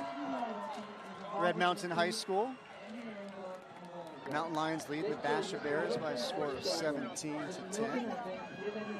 Chris Harris here along with Dale Hellestray. You're watching Game Time in YurView, Arizona, as they get ready for the homecoming king and queen announcements. Always used to be a tough game to concentrate on for the home team because of all the festivities and all the things that are going on all week long and all Friday. And then obviously if you're playing in the football game and you're in the court. And then the other side of it is if you're too many schools' homecoming opponent, that says something about you too, and you tend to take that a little bit personal. Well, Basha head coach Chris McDonald, he was certainly aware and fired up before the game that this was Red Mountain's homecoming evening. And let's now take a look at the first half highlights from this one, and it's the new guy, Deontay Elliott, making things happen for that Mountain Lion offense. Yeah, really nice job. We pointed out in the first half, he's got great vision and explosion. He's tough, going to run between the tackles. You're not going to arm tackle him. One guy's not going to bring him down, but you have a huge drive and then you kick it off, and Basha, kickoff return, takes it back for a touchdown. And we talked about that first quarter and the time of possession, and Basha, I think, had it for about 12 seconds. Again, you see Deontay Elliott bouncing off tackles and into the end zone for another touchdown. Then it was Basha's quarterback, Gabe Friend. He's filling in for Connor Phelan. We saw Ramirez with the short touchdown earlier. Now he's got the interception. Touched on him at the top of the broadcast. What a great two-way player he is, and he's just a sophomore. A lot of sophomores on all these teams, and they're making plays. Ball thrown over the middle of the field, and you know, when you're not on the same page with your receiver, things like that happen. But you see the whopping disparity in time of possession. But again, a special team player too can keep you in the football game. And look at the total yards, Dale. You got Basha with 65 total yards, and you've got Red Mountain with 222 yards, but yet it's only a 17-10 game. Yeah, I mean, if you just would look at that, you go 17 minutes time possession, 15 first downs. That Red Mountain, we've blown them out, but Basha hanging around. All right, we're going to step aside for a quick break, and as we go, there's a look at Shaq Daniels, the senior for Red Mountain, part of the homecoming court here tonight. We'll find out if he's the king when we come back. Save the dates, October 18th through the 20th. Phoenix Fashion Week, the leading fashion event of the Southwest, showcasing 3 nights of global designer runway shows from Talking Stick Resort in Arizona. Can't make the live shows? Live stream over 25 different fashion shows. Go to phoenixfashionweek.cleeng.com. $9.99 per night, or watch all 3 for just $24.99. Get involved. Vote for the nation's top emerging designers, models of the year, and more. Phoenix Fashion Week, live and online, October 18th, 19th, and 20th. Sardella's Pizza and Wings. Only Sardella's makes my favorite things. Football fans, experience the authentic Italian difference at Sardella's all season. Score big with Sardella's new specials. Large one-topping pizza and 24 succulent wings for just $26.99. Or grab one of our family pastas to feed the whole team, starting at only $19.99. A family tradition for over 30 years. Sardella's. Dine in, carry out, or delivery. Order now at sardellaspizza.com. Personal service? Well, now there's a way to get the job done right. Hi, my name is Jane Manzuras, TV personality, and I want to share with you a hidden gem that will help you get things done at home quickly, accurately, and professionally by the right companies through My Guy Referrals. My Guy is a family-owned referral company that you can really trust. So why is My Guy different? First, to become part of My Guy Referrals, all of My Guy Referral companies have passed a stringent 8-step process, making them the best of the best in their field. They have all different types of companies, from auto mechanics to roofers, exterminators, financial advisors, and landscapers. My Guy has more than 150 companies with thousands of categories to help you. And My Guy stands behind each and every company. My Guy is award-winning, trustworthy, super easy, and free to use. You can visit their website at myguy.com YurView.com or call 602-867-5309.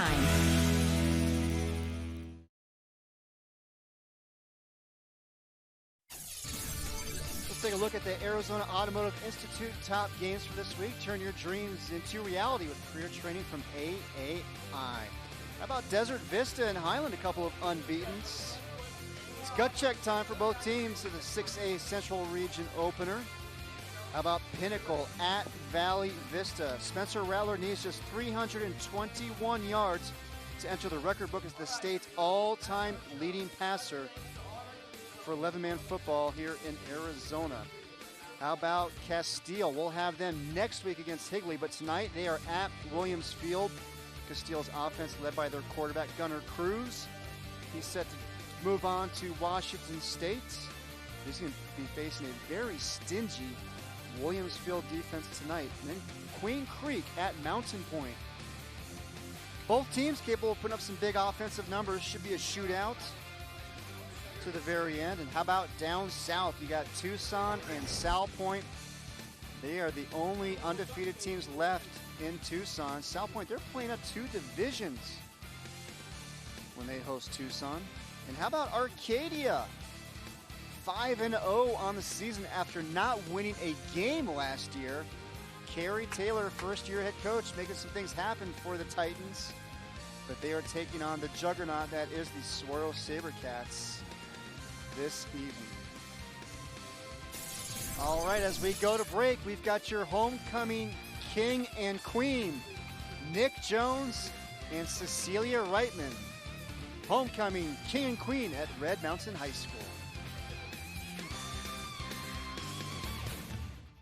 In the blink of an eye, cities fall, heroes rise. A heartbeat skips as a man slips gravity's grip, and heartbreak leaps from the brink. In a blink, just think of all the games, teams, hopes, and dreams that live and die because greatness lies in the blink of an eye. This is the sports app on Contour from Cox. Cable TV reimagined to get you right to the good stuff.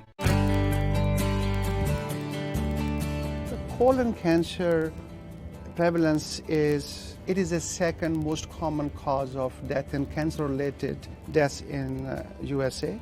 The signs and symptoms are change in bowel habits, getting more constipation or diarrhea, or blood in the stools, or rectal bleeding, abdominal pain, unexplained weight loss, as well as change in the caliber of the stools. Screening is a way to find early cancer or any polyps. So right now the current recommendation are that an average risk person should start screening at age 50 and repeat every 10 years.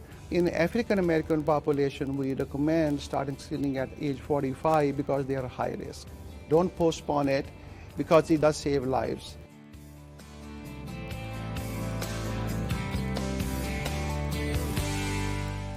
Now Contour from Cox gets you right to the strange stuff. Something's coming. Something hungry for blood. Noble stuff. The crown must always win.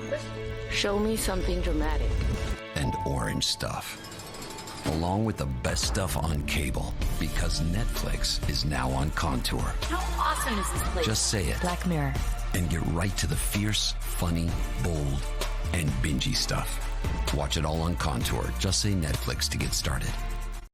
You're watching Game Time on YurView. For more in-depth coverage of the top players around, recruiting updates, behind-the-scenes access, and more, check out YurView.com.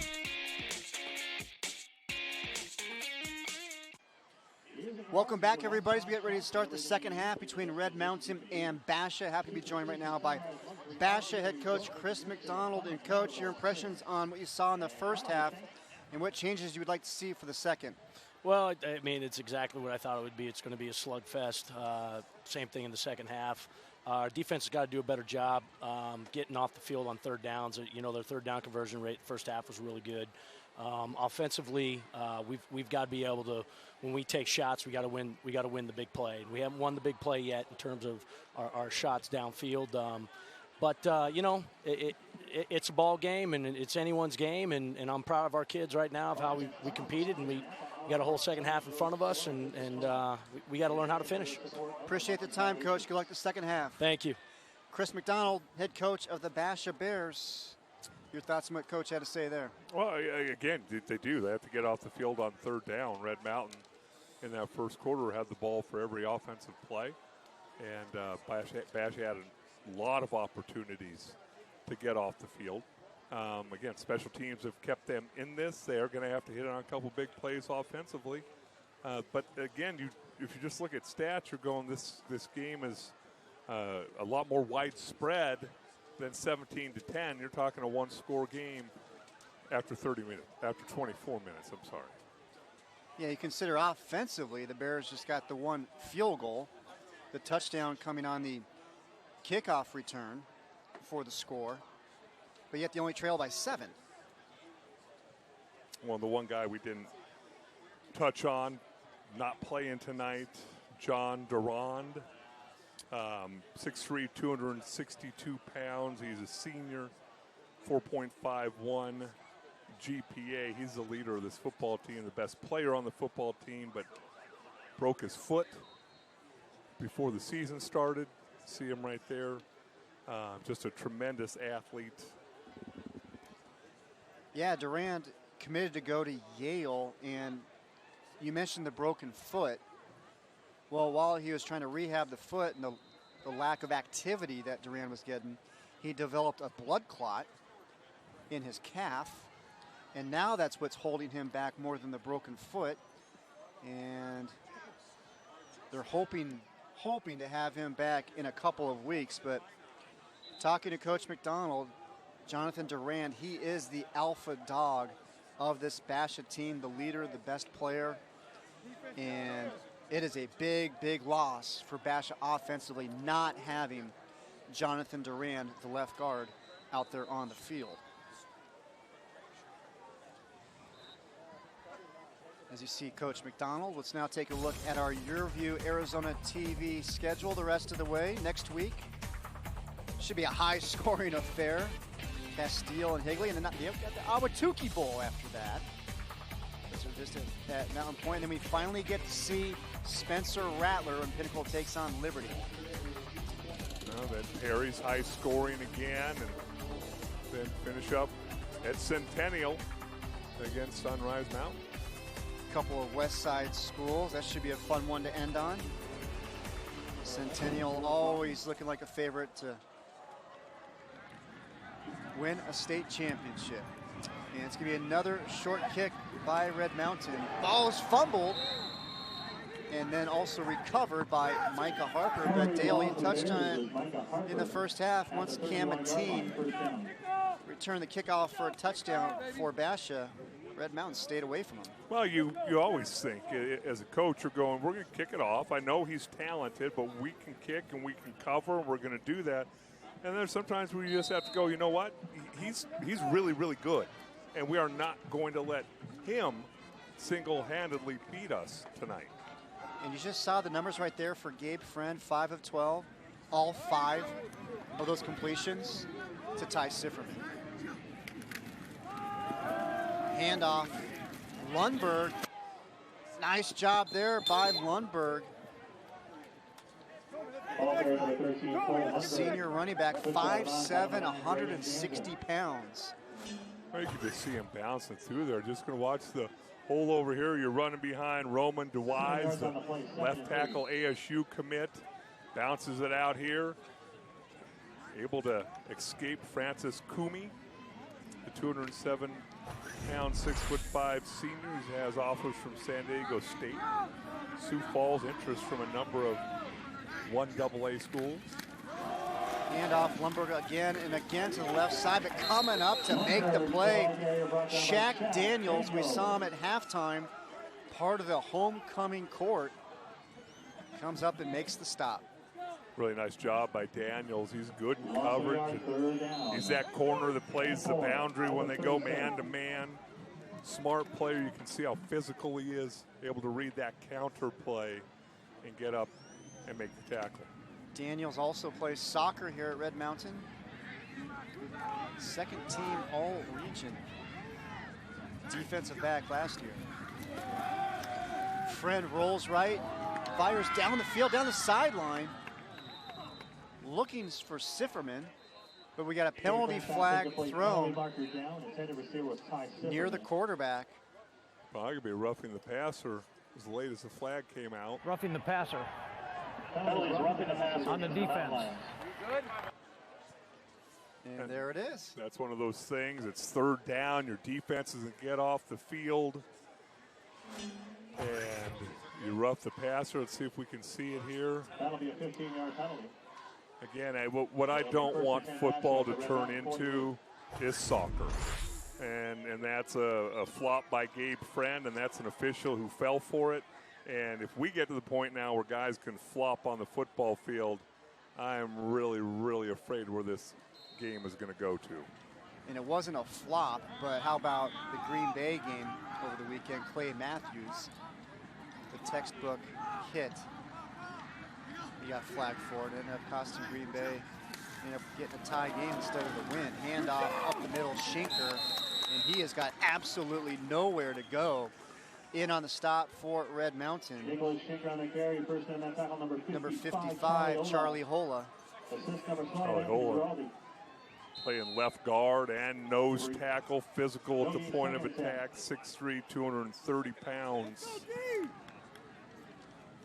Playing well tonight, calls name a number of times offensively and now defensively. So that's going to bring up second down and 10, no gain in the play. Trips to the right for Basha, lone receiver to the left. Friend fires middle of the field. Sifferman's got it. First down, Basha. And how about Sifferman showing that athleticism to go up and get it and bring it down? Nice job going, running a little seam route. Ball again, sailing a little bit on Gabe Friend, throwing off that back foot over that underneath linebacker right in front of the safety, Umpta, and Sifferman goes up, corrals the football and gets the first down. Sifferman now with 6 catches on the night, 16-yard gain on that play. He had 10 catches against La Jolla Community earlier this season. So he is certainly a favorite. Let's see the play clock here. And it looks like they saw it just as you did. Get the timeout. Cooling, heating, plumbing, electrical, water softening. There'll be no meltdowns on your job. Well, again, we've talked about this being a one-possession game. Basha getting gifted with a first down on the roughing the quarterback, keeping this drive alive, and now another first down as they move into Red Mountain territory. Let's now take a look at the Basha schedule. Remember, they went 4-1 first half of the regular season. Now they got Hamilton next week, Chandler after that, Brophy was off to a great start, and then Perry. So it's going to be tough sledding here the second half of the season. Be fun to see how things shape up. You get a good look at these teams in the first half of the season and trying to figure out what's going to happen in the second half. Coming out of the timeout, Friend fires as Sifferman. Nice move there by Sifferman to pick up the first down. Well, really nice route, really nice throw. Pick up the first down. You know that Red Mountain has to be paying particular attention to Sifferman. Starts with good protection up front. Look at that nice tight spiral. Tries to bounce it upfield, but picks up a first down. Great opening drive here to start the second half for Basha. Play action, finds Harper, but we have a flag down. Let's see if the play will stand.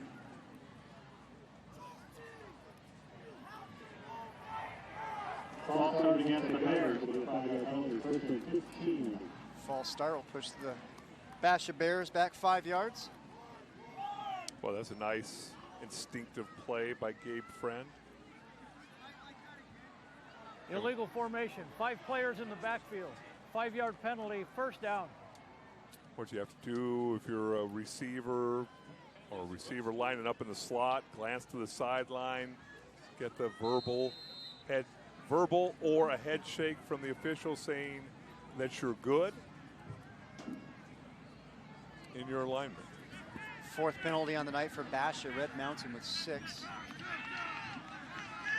First down and 15. Screen pass.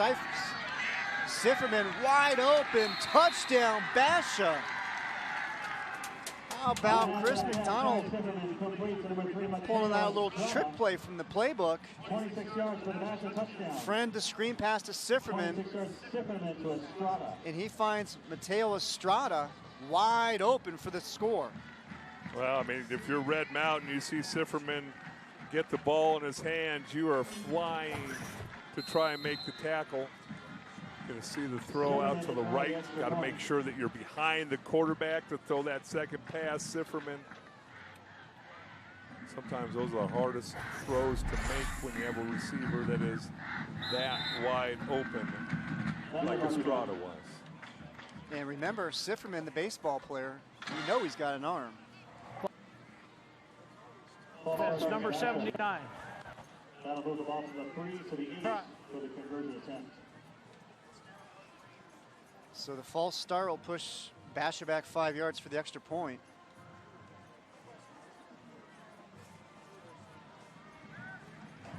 Well, it's Sifferman. He made a 42-yard field goal earlier. Looked like it'd been good for 50. He's got a leg on him, too. And no problem for Sifferman. It is good, and we are tied at 17. 9:17 remaining here in the third quarter. And a little trick play from Basha.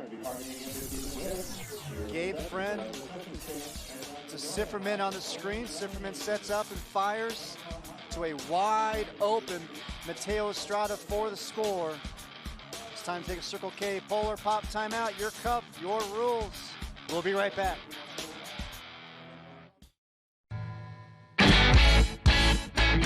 Hey Arizona, Circle K is home of the 89-cent any-size Polar Pop Foam Cup. Fill up the cup that stays cold longer with your favorite flavor and enjoy all day long. You can get any size Polar Pop Foam Cup for just 89 cents every day. That's right, any size Polar Pop Foam Cup for just 89 cents. Head to Circle K now and get a Polar Pop Cup and so much more. Only at Circle K.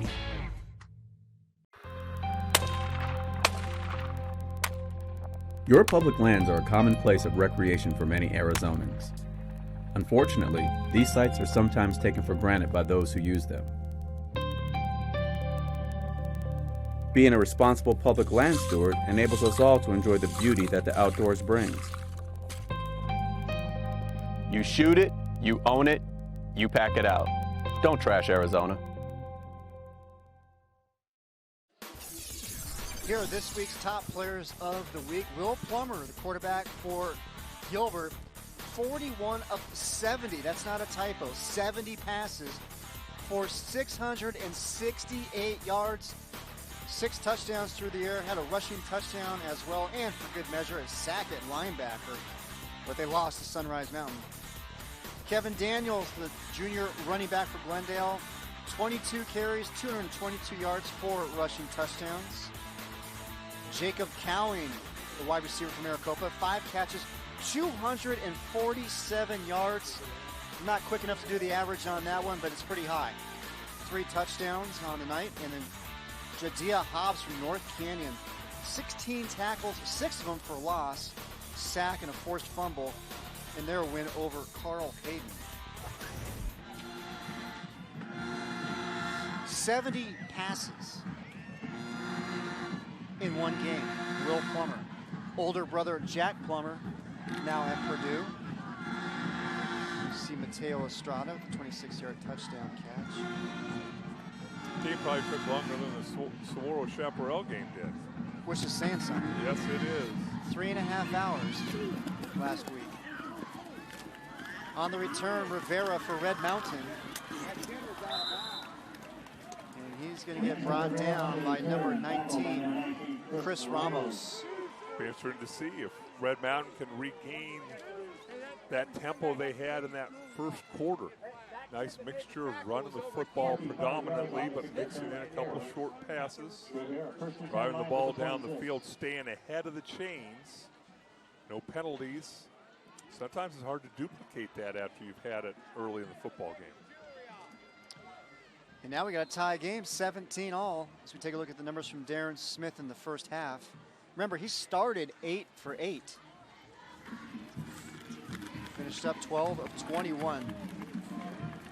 And look at the run right there. Deontay Elliott. We talked about his speed of 4.640. 5'10", 180. That's a strong 5'10", 180. Again, you're going to watch. This is going to be what we call power right. Pull over here. You got blockers blocking down here. And then watch the hole open up. It's just one of those basic plays. You got angles on everybody. Nice job on the pull. Almost picked up the first down. Hand off to Elliott once again. Nothing on the right side. Makes his way to the left. Tackler number 26, Nathan Lloyd. Good for a red mountain. Well, I think that's what makes him so special. Again, they were trying to go off right tackle there. You see there's nothing there. Bounces all the way over to the left side. Averaging almost 6 yards per carry, and the majority of those are between the tackles. First game of the season, once again, for Deontay Elliott. Transferred in from Desert Ridge. Had to sit out the first 5 games of the season because of the transfer rules. And I'll tell you what, he's made his presence known here in his first game of the season. You can see why Coach Peterson was so excited to finally get him on the field. Well, again, when you impose your will on the defense, this is so fun if you're a Red Mountain player. And it's kind of demoralizing if you're a Basha Bear defender, because you know they talked about it at halftime. We got to stop the run, and it's predominantly power. Got to figure out a way to do that, yet they haven't here early in the second half. High snap, Smith is able to handle it, but he gets brought down for the sack by Caleb Jones, the sophomore outside linebacker. Had a pair of sacks against O'Connor, and he gets one here. It's interesting to me. So he gets the ball here. Instead of turning and running right back up the middle where his blockers are blocking, he's going to run outside. Blockers don't know he's coming there. Nice job by Jones to get him on the ground. So that's going to now bring up 3rd down and 10. Red Mountain trips to the right, lone receiver up top. Smith, screen pass, gets batted away. Terrific play at the line of scrimmage. Number 79. That's Lee. For Basha. You're right. Joe Lee. In the middle of the line, read the screen, able to get back there, almost tipped it to one of his teammates. How about Joe Lee, 6'1", 270, showing some quickness and athleticism. And Basha getting the stop, forcing Red Mountain to punt. What a great roll there for Red Mountain.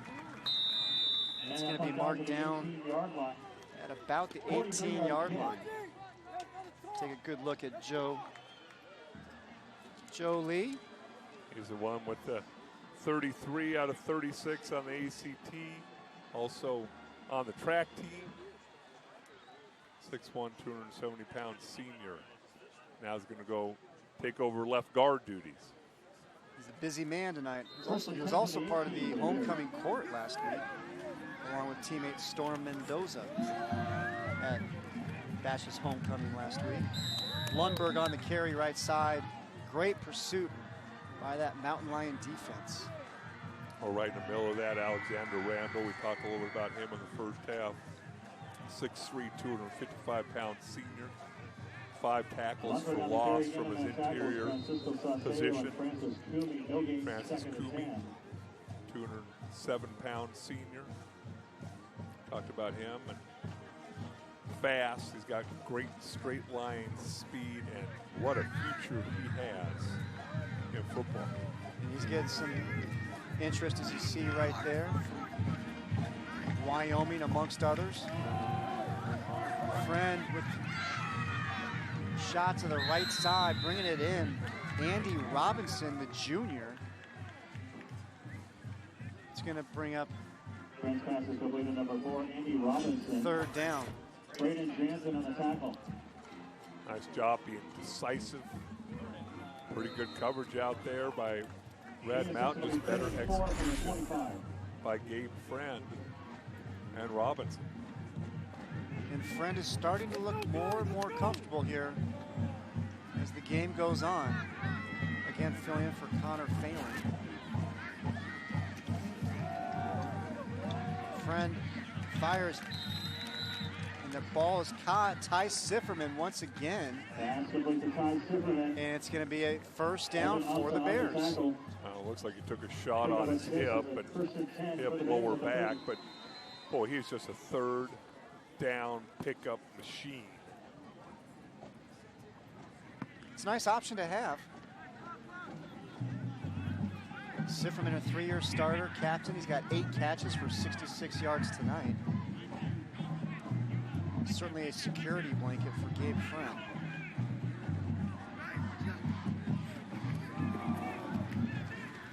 Handoff up the middle.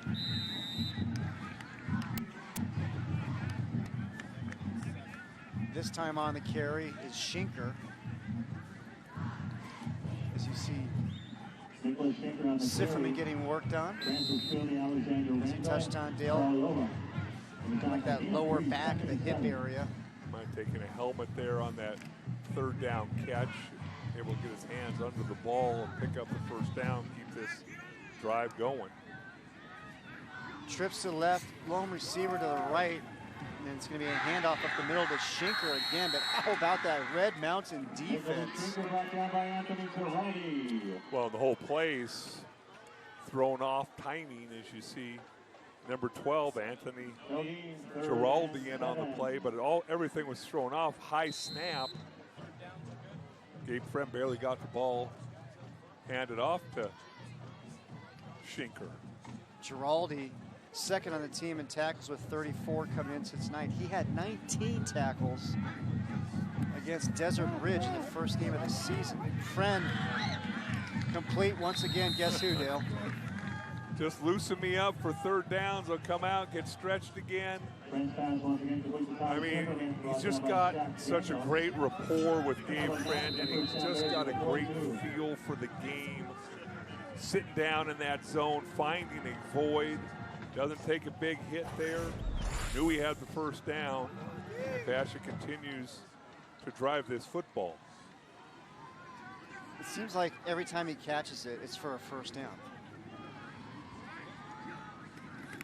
Bears now with the ball thrown 42. Little screen pass there to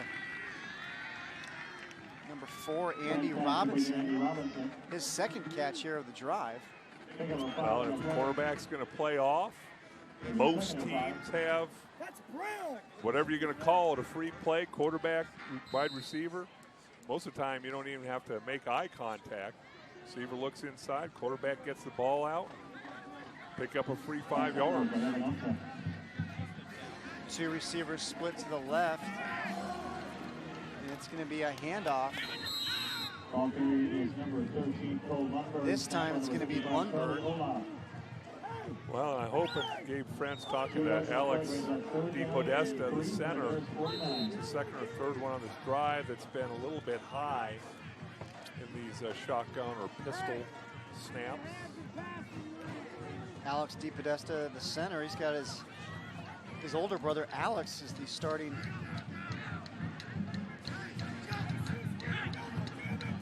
right tackle.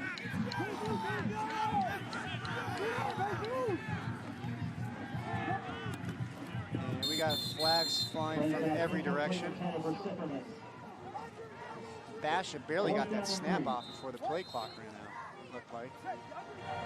Legal formation. There was a penalty marker as they called against Basha. Well, it's one of those things. Is Red Mountain going to accept it? Or they decline it? If they decline it, be fourth down. Looks like they're going to accept it. Give Basha another chance on third down. Those are tough calls for a head coach. Yeah, it's close enough to where if you're Basha, 4th and 3 midfield, you might think about going for it.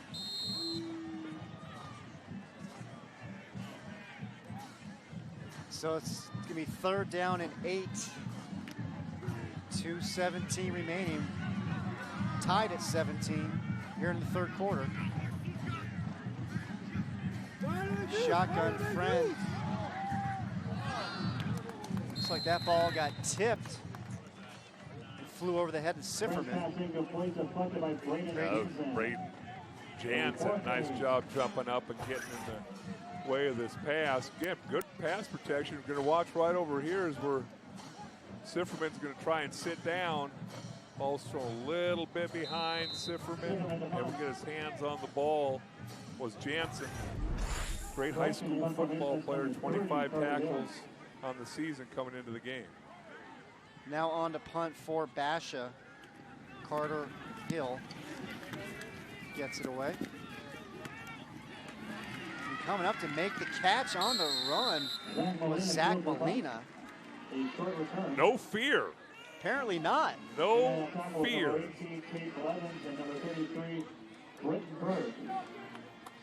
Oh, the coaches are saying, no, okay.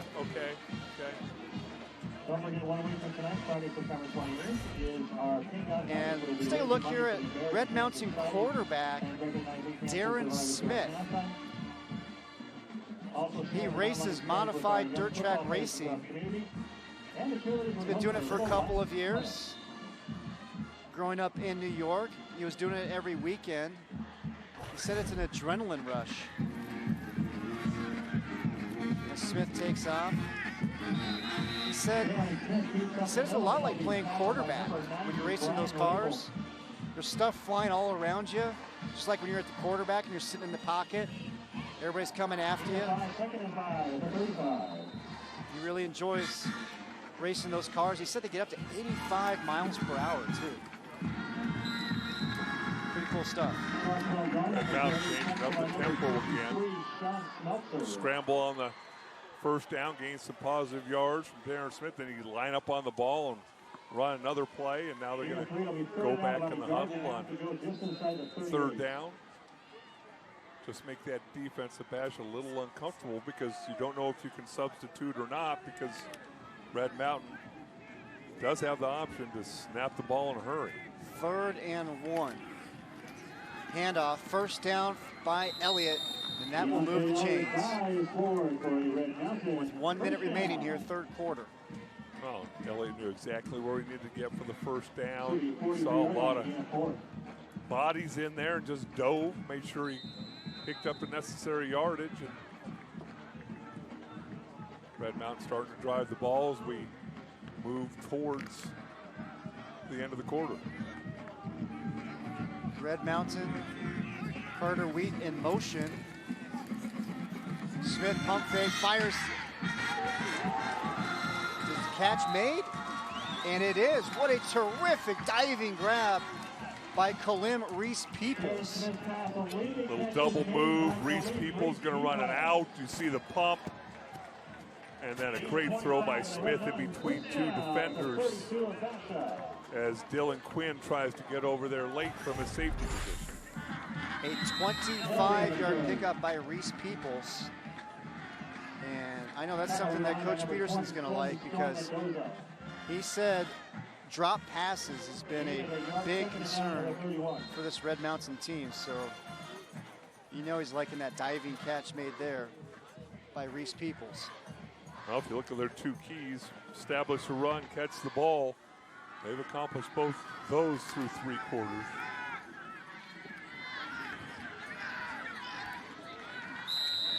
Deontay Elliott once again, the final play of the 3rd quarter. And we are tied at 17 between Red Mountain and Basha. The 4th quarter when we come back. You're watching Game Time on YurView, Arizona.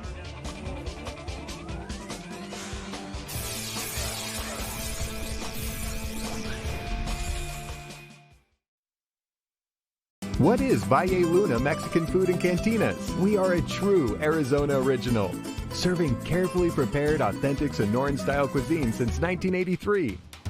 We are time-honored family recipes using only the freshest ingredients. Good fun, a family place, a gathering place. We are happy faces and happy hours. We are your new favorite neighborhood hangout. Valle Luna Mexican Food and Cantinas. See it, hear it, feel it. Monster Jam! Where the only thing bigger than the trucks is the air they catch. See Gravedigger, Max D, Son of a Digger, and more of your favorite Monster Jam trucks.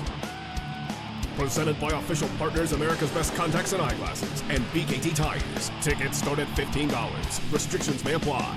University of Phoenix Stadium, October 6th. Sardella's Pizza and Wings.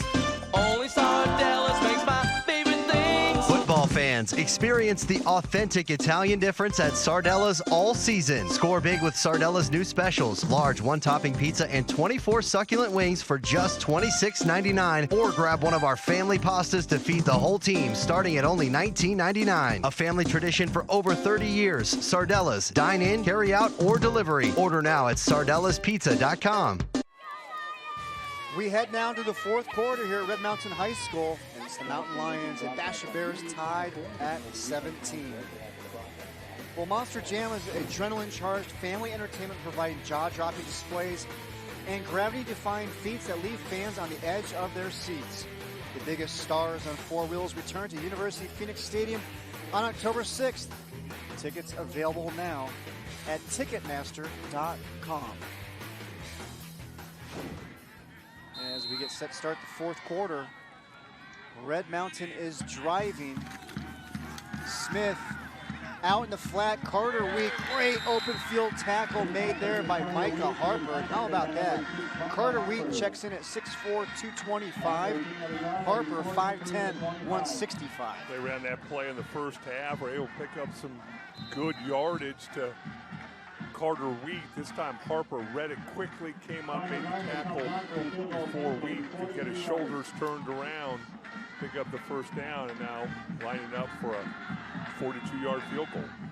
And coming on with the attempt for Red Mountain is Connor Gardner to give the Mountain Lions the lead from 42 yards out, and it is no good, just short. A great effort by Gardner. His long of the season is 45 yards, but he comes up just short this time. Well, if you're Basha,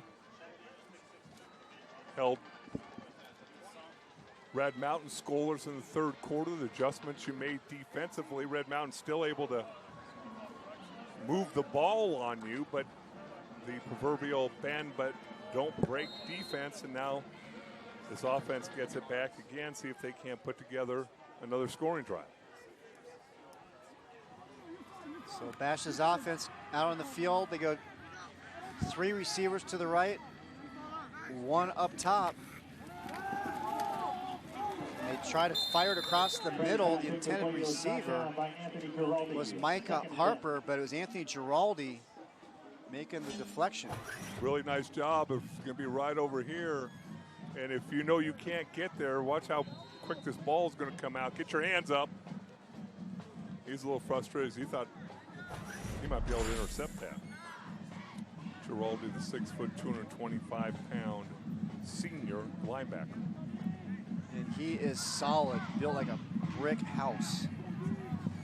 Showing some athleticism there. 2nd and 10. Friend takes a shot down the field. Has a receiver. Not able to reel it in was Cam Mateen. We saw the speed earlier on in the game when he returned the kickoff for the touchdown. Took another shot here. Mateen running a go route, but Vasquez, number 20, the senior cornerback, played it really, really well, running stride for stride with Mateen. Vasquez read the play well, fast enough to keep up with Mateen here in the fourth quarter. So it's going to bring up 3rd down and 10 for Basha.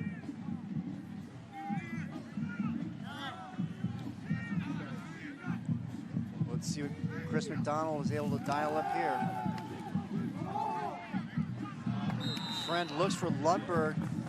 A little short. It's going to bring up 4th down. Well, that's one of those I'm sure you'd love to have back if your friend, as Lundberg open out there in the flat.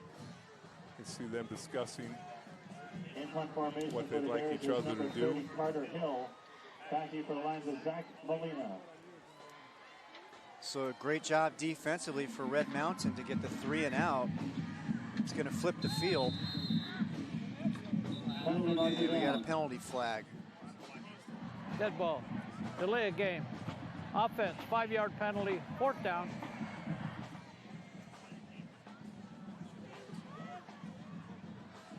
Not really sure how that could be delay a game. I glanced up at the clock. There were 16 seconds left on the play clock. That's what I saw. I think that's what they're wondering.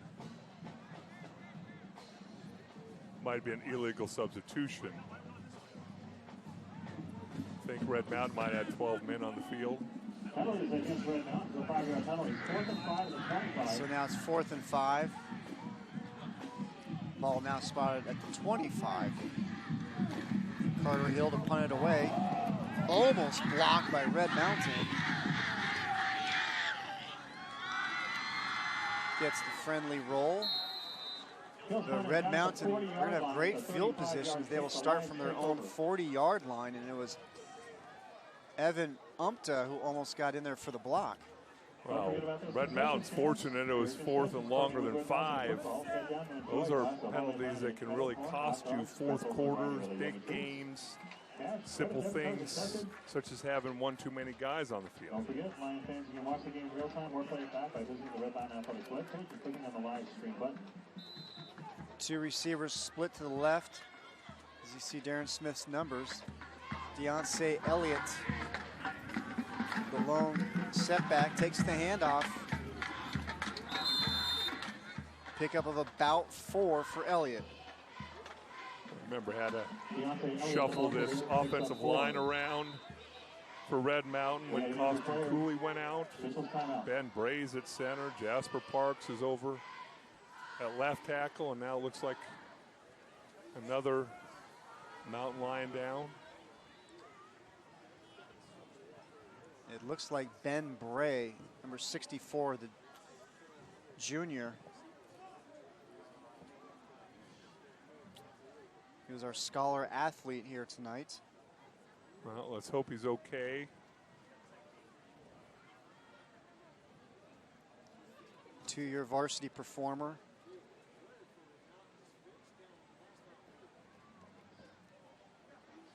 Working on his calf. You wonder if it's a cramp, if got kicked. Because he has not moved. We're going to step aside for Circle K Polar Pop timeout. Your cup, your rules. We'll be right back.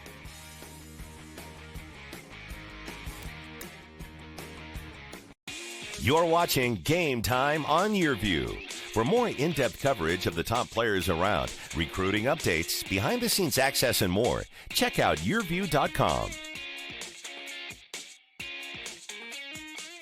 Coming back to school is a big decision, but at AAI, we're with you every step of the way. We offer career-focused education, and we work with you from the day you enroll through graduation To help you reach the ultimate goal of moving into the career you deserve. Don't be afraid to try something new, to try something different. You will set an example for your family, for your children. It's never too late to start a new career. Check us out at aai.edu. Or call now and come visit our campus. You're watching Game Time on YurView. For more in-depth coverage of the top players around, recruiting updates, behind-the-scenes access, and more, check out YurView.com.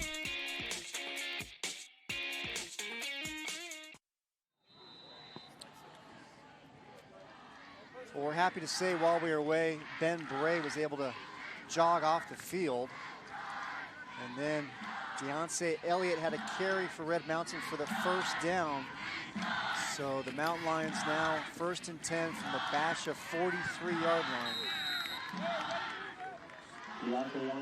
Well, what's interesting now with Ben Bray, I remember he started at left tackle, moved to center when Cooley went out. Now Ben Bray's out, and Francisco Saucedo, the right guard, has moved to center. That's your third center this game for Red Mountain. It looked like it was cramps. That's Ben Bray there on the sidelines getting worked on. 2nd and 12. Smith finds Wheat. Big hit by Wheat as he goes down to the ground. Really like the way Wheat catches the ball with his hands, lowers his shoulder, trying to gain a couple extra yards.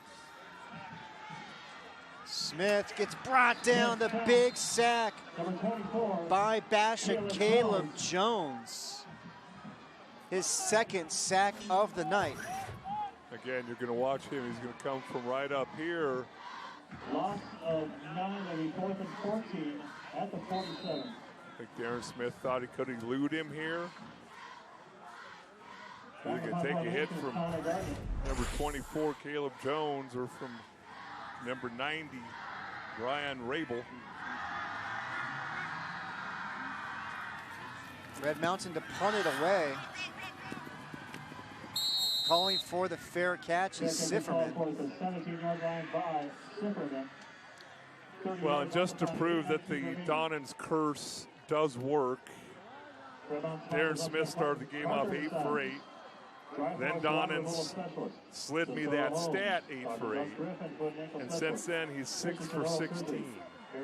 So the Jared Donans curse continues to live on. He had another one of those tonight with the 3rd down conversions. He's on a roll. He snapped that streak as well. Any baseball games you want to watch and mention a no-hitter going? Sifferman. Whoa, there's a late push there. And the flag does come flying out. There was no need for that push by Red Mountain. That's going to be another 15 yards. Again, you got to like the way that Sifferman's going to fight through. Great blocking. Looks like he's down. Looks like forward progress is stopped. Now he's out of bounds. Dead ball. Personal foul. Defense, late hit out of bounds. 15-yard penalty, 1st down. It's that last push there at the end. I think he was okay until then. But when we're coming to talk about in football, the last push, the last tap, the last whatever, again, he was out of bounds, got to pull up. So that brings the ball out to the 39-yard line. Just over 8 minutes remaining. Tied at 17. Basha and Red Mountain. Friend looking for Sifferman. Coming up to make the play for Red Mountain is Braden Jansen. Yeah, we talked about him earlier. Really good high school football player, 5'7", 145 pounds, making a break on the ball. They will knock it down. Bring up 2nd down and 10. 2 receivers split to the right, 2 to the left.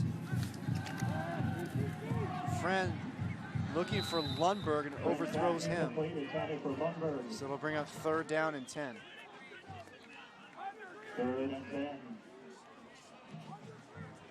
Really nice job by Red Mountain covering everybody up. Tight coverage.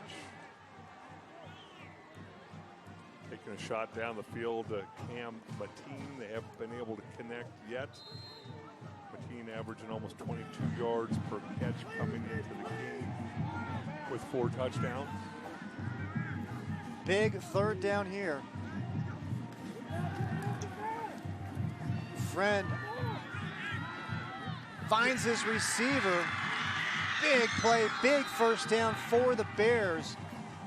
Mateo Estrada, a pickup of 21 yards. Comes open late. Estrada. Good pressure up the middle.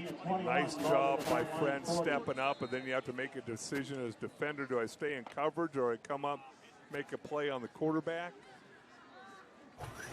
Estrada with the big first down.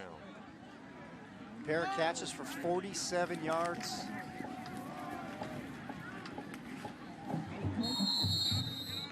And they run it back up the middle, and that play gets stuffed. In on the tackle for Red Mountain was Alexander Randall, big number 90. Tough sledding there up the middle for Basha. This evening we've talked about Alex Randall and the job he's done all season long.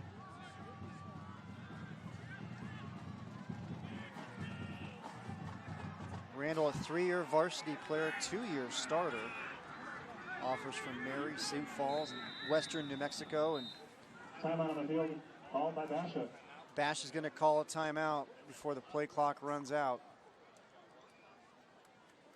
Chris McDonald wants to talk things over. And talking with Coach McDonald earlier in the week, he said he's trying to establish a culture of accountability here at Basha and discipline and just having the players be selfless. Yeah, a lot of times that's harder said, no. Easier said than done. There we go. Thank you for helping me out. You know, again, when we've talked about the changes that have gone on over there over the last couple of years. And looks like he's getting it done this year.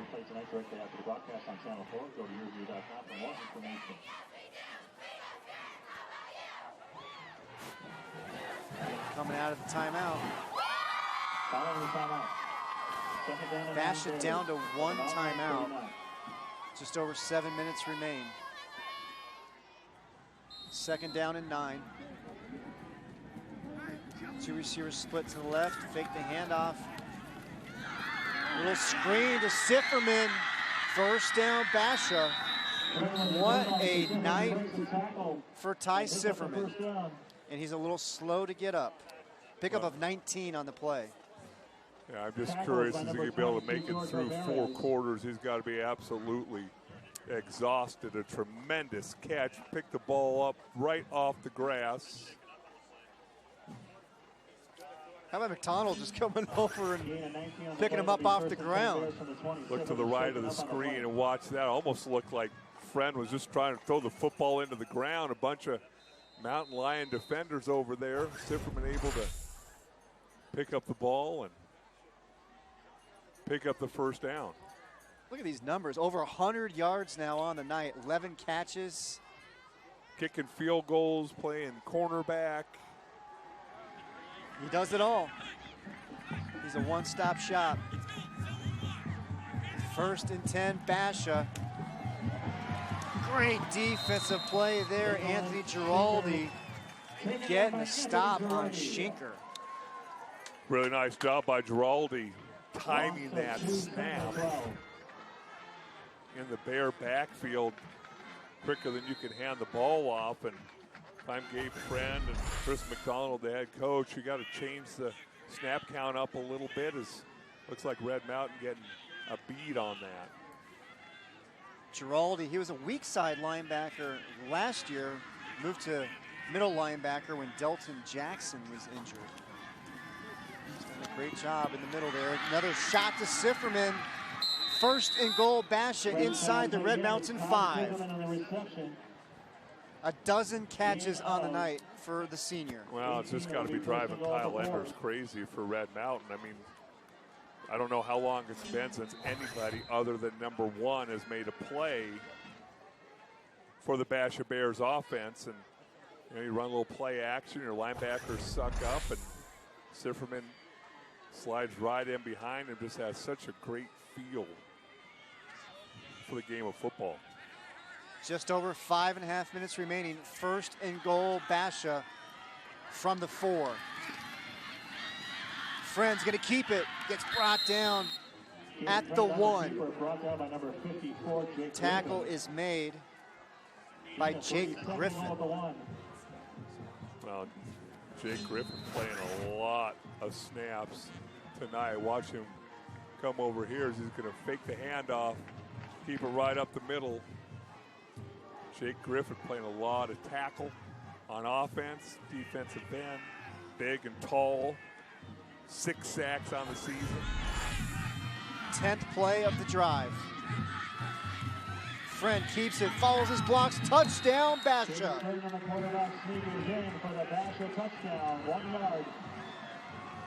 And it is Gabe Friend from 1 yard out, follows the offensive line, and the Bears take the lead. Again, that offensive line getting some tremendous push up the middle. DeWise, Lee, DePodesta, James Nose, right tackle Matt DePodesta. So Gabe Friend, the junior quarterback, follows the offensive line. Touchdown, Basha. Sifferman on for the extra point. And we got flags and whistles. Dead ball. Encroachment. Retry. Penalty against Red Mountain. We'll do it one more time. Well, you can see that Red Mountain defense is wearing down here in the fourth quarter. We're kind of concerned about Basha's defense after that first quarter, where they're going to be able to hold up for 4 quarters. Now they've got a nice little rest here as this offense drove the ball down the field. So Sifferman one more time, and it is good. So 4:51 remaining here, fourth quarter. Basha takes their first lead of the game. This quarterback wedge, get those big bodies wedging down in, trying to get leverage inside. We're not going to be denied. Good look at Gabe Friend. Finishing off the 10-play, 83-yard drive. Took 3.5 minutes off the clock. Okay, Brent, yeah, you can sit here and watch him and the game that he has put together. You said he's had some snaps throughout the season. Tonight playing the whole game. Yeah, the games leading up to this, he was checking into the game the 3rd series of every game. Then he would see some minutes sparingly after that. Obviously playing the whole game here tonight due to the injury to Connor Phelan.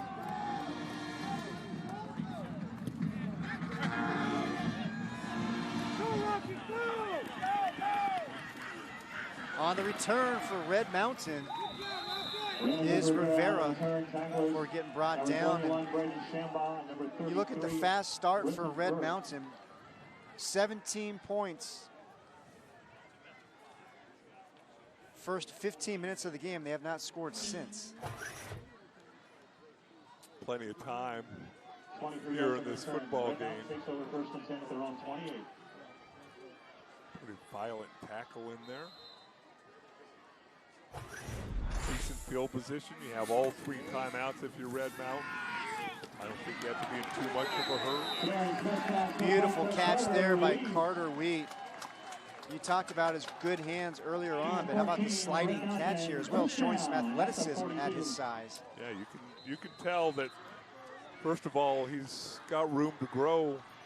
Still got that baby face. 6'4", 225 pounds.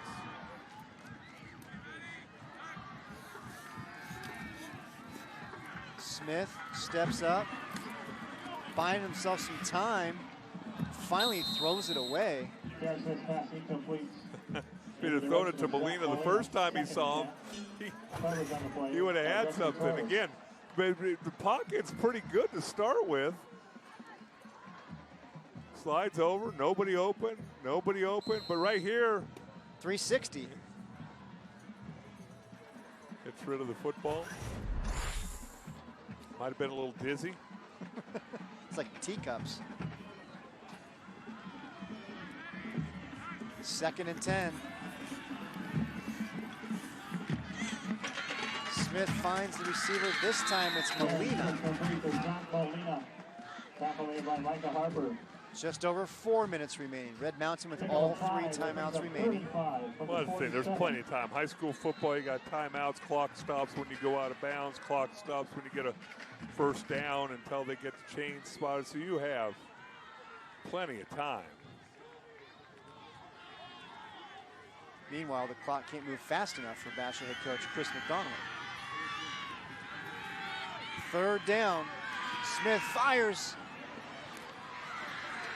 And it is intercepted. You want to guess who got that one? Ty Sifferman. He is everywhere here tonight. He baited Darren Smith on this one. Smith late throwing the football. Sifferman with great makeup speed. Goes high, catches the ball at the high point. Watch him go up in the air. 3 or 4 hands on that football, but who comes down with it? Ty Sifferman, 4.1 GPA, 4.5, second 40. Having the game of his life. Has to be exhausted. 2nd interception of the season for Sifferman. We mentioned he's going to be playing baseball at Grand Canyon next year, but he's also got offers to play football as well. But that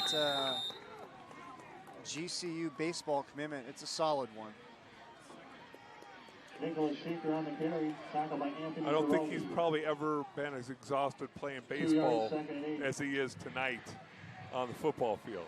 I don't think so. You know, and there's only so much conditioning you can do. I mean, to play the game that he has, the running that he's done, you can only do so much conditioning, and he's still out there battling here as we approach 3 minutes left in the 4th quarter. And that was a terrific interception to go up and get that ball. As Basha continues to run the ball and continues to run that clock. Well, this is going to be a key play right here, because if they can pick up this first down, they're going to force Red Mountain to use all their timeouts to try and get the football back. So let's see where Sifferman lines up and where Gabe Friend looks to first. And let's see how much time is on the play clock when Basha decides to snap the ball. Let's see if they milk the entire 25 seconds.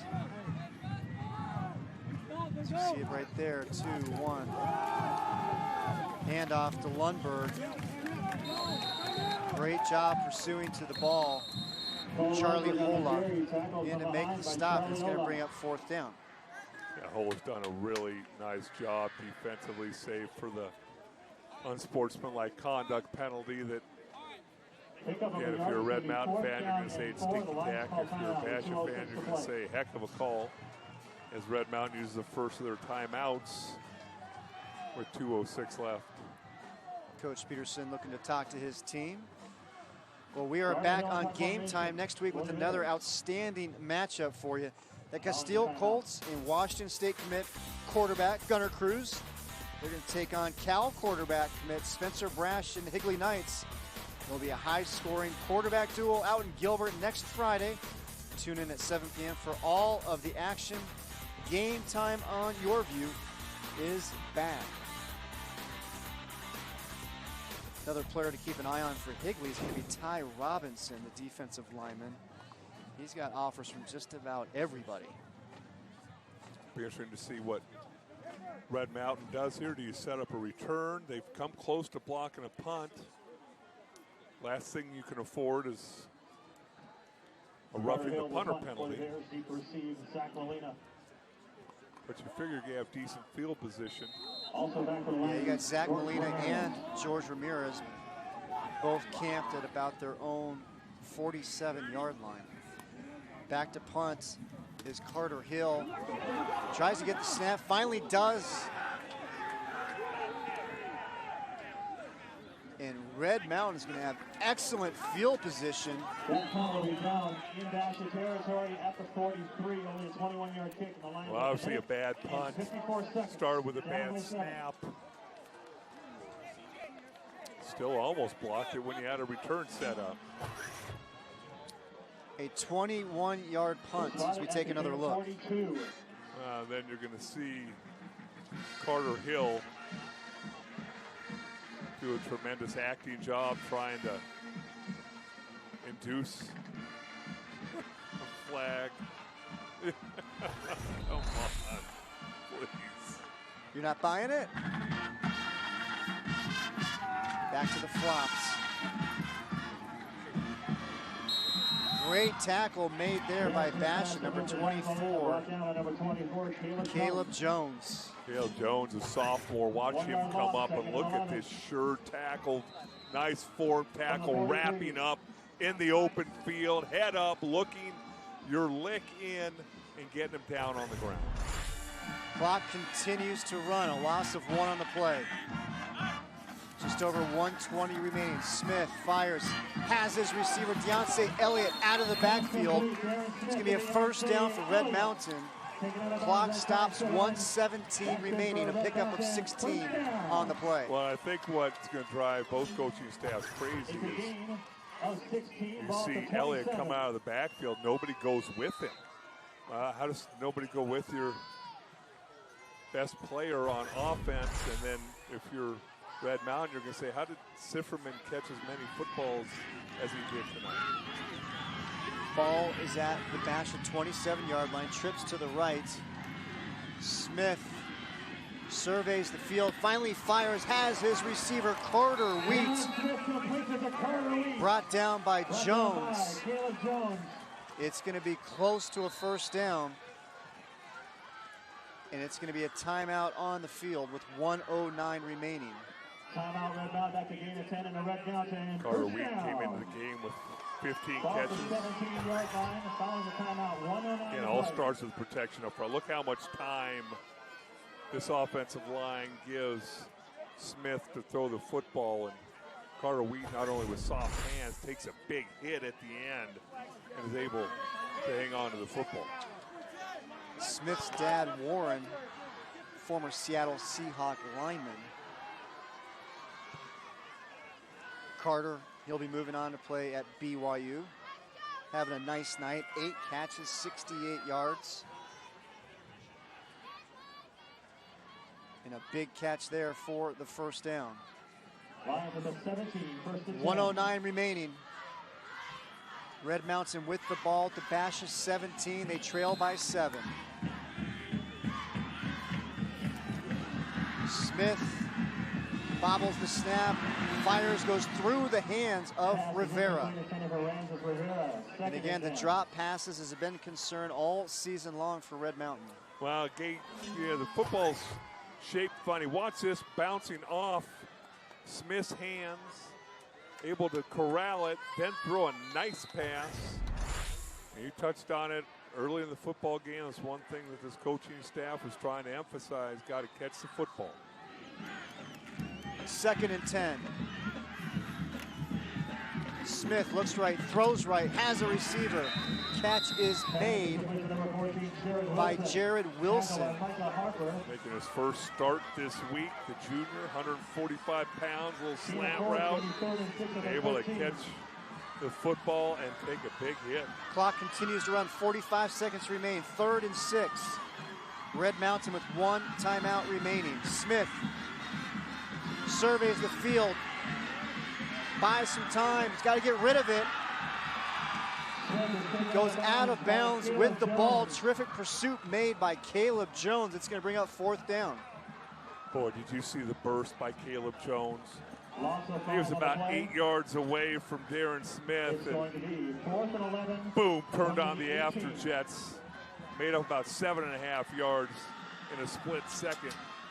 Exciting player to keep an eye on over the next couple of years, as Jones is only a sophomore. And it's going to bring up the play of the game. 30 seconds remain. 4th and 11 for the Mountain Lions. Down by 7. Smith in shotgun. Tries to evade the rush. Is brought down for the sack. Parker Jacobs The senior with the big play for Basha. And the Bears are going to come away with the victory. Boy, he's the anchor of that defensive line. What a great athlete. He's got to be exhausted. Continues to fight around Jasper Parks.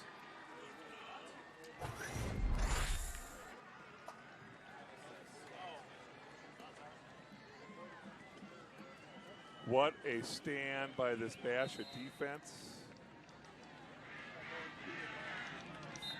And Gabe Friend takes the snap, takes the knee. And Red Mountain is just going to let the clock run out. And how about the Basha Bears? Got off to the slow start. And they're going to walk away with the 24-17 victory over Red Mountain. A huge victory for Chris McDonald in that Basha program as their record moves to 5-1 on the season. Red Mountain drops to 4-2. Let's now take a look at our player of the game, Ty Sifferman. Really? Surprise, surprise, right, Dale? Guy did it all tonight. My goodness, couldn't be more impressed. Catches the ball all over the football field. A first down machine, kicking field goals,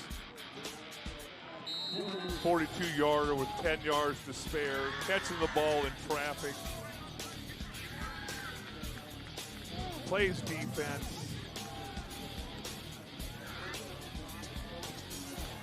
Ty Sifferman, he did it all, offense, defense, special teams. And Basha comes up with the big win, 24-17, and we are now joined by Bears head coach Chris McDonald. Moved to 5-1 on the season. Talk about how you guys got this one done here tonight. Gut check, totally. I mean, you know, hey, the kids they made it happen. They made plays when we needed to. Ty Sifferman made plays when we needed to. He's the man, you know, he's the man. And I'm really proud of our kids. I'm really proud of our O-line for how they stepped up. I'm really proud of how Gabe Friend, our junior, this is his first varsity start ever. You know, kept his composure in the second half after throwing 2 interceptions in the first. A lot of kids would have gone in the tank there, but he stepped it up, and I couldn't be prouder of our kids in the Basha community. You know, it's always fun for us to come out and do these day games. We don't get to watch film, but when you talk about Sifferman, I'd stack him up with anybody in the state. And yet he's go play baseball next year. Well, yeah. You know, he committed to GCU, and Coach Stankiewicz, you know, he better hope that you know, Ty doesn't keep tearing it up. You know, he might get an offer or something in football too, and you make him think twice. But I can't say more about the kid. You know, he's our heart and soul, and you know, we're hoping that this bye week that we have, that we look to get Jonathan Duran back, that you guys haven't been able to see this year, but he was an all-premier left guard. He's another kid that's a heart and soul of our team, and you know, broke his foot before the scrimmage. So we just want to get healthy and go into region play and see what happens. So Red Mountain, 17 points by early second quarter, shut him out the rest of the way. What changed? You know, I don't know what changed. I think that, well, my defensive staff, first off, does a fantastic job. You know, we made plays when we needed to on defense. You know, we got away with a couple drops that Red Mountain had, you know, that could have been a little bit different, right? But our kids they just gutted it out. They just gutted it out. Coach McDonald, congratulations on the victory. Enjoy the bye week, and the food's going to taste a little bit better tonight, isn't it? Absolutely. Absolutely. Hey, guys, thanks for what you guys do. Thank you very much. Appreciate it. Good luck. Basha moves to 5-1 on the season. We're going to step aside for a quick break. We'll be right back.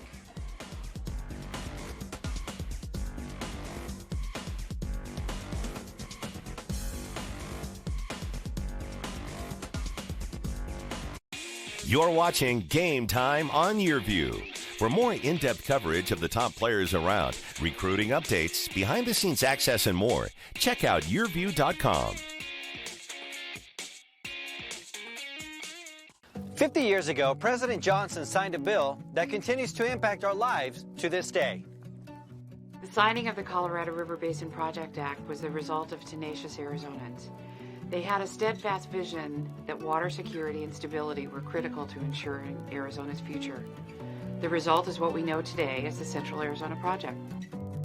Through 336 miles of aqueduct and pipelines, CAP provides water to 80% of the state's population, only made possible by a hard-fought battle in Washington 50 years ago. In Arizona, this act led to one of the world's great engineering marvels. You can even see it from outer space. That's quite an accomplishment.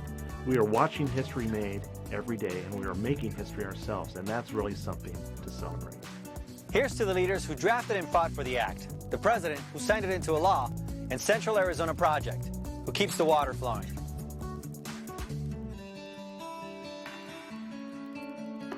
Coming back to school is a big decision, but at AAI, we're with you every step of the way. We offer career-focused education, and we work with you from the day you enroll through graduation To help you reach the ultimate goal of moving into the career you deserve.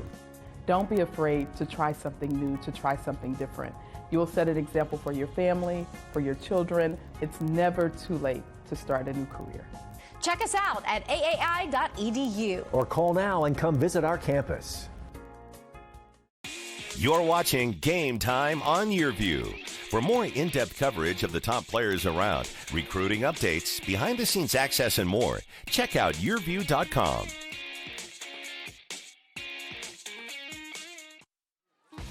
It's a final here at Red Mountain High School, and it's the Basha Bears.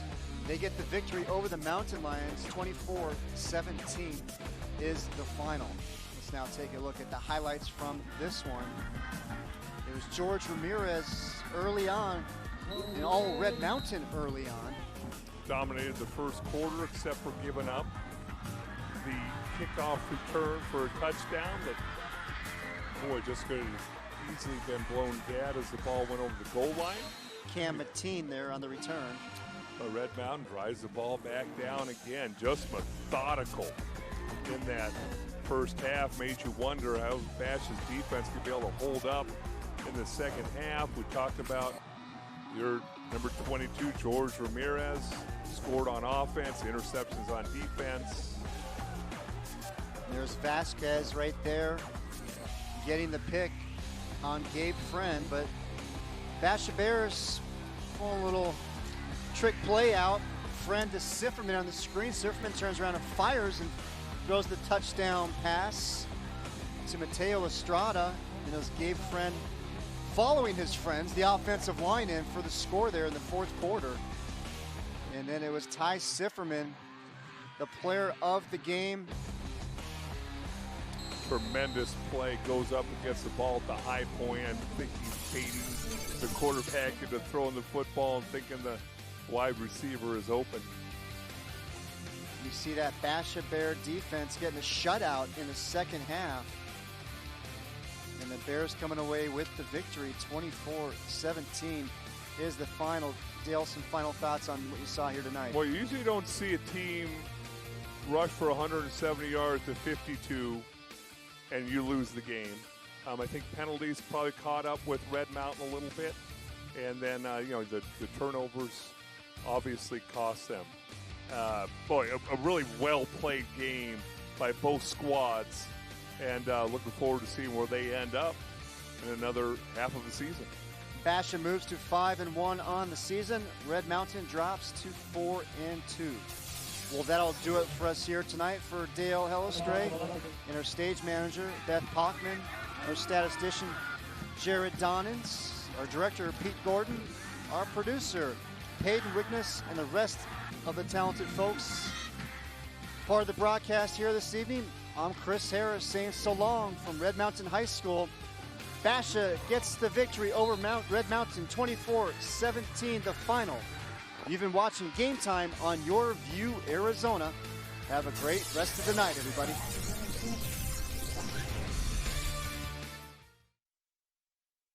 Game Time high school football coverage on YurView has been sponsored by Arizona Automotive Institute.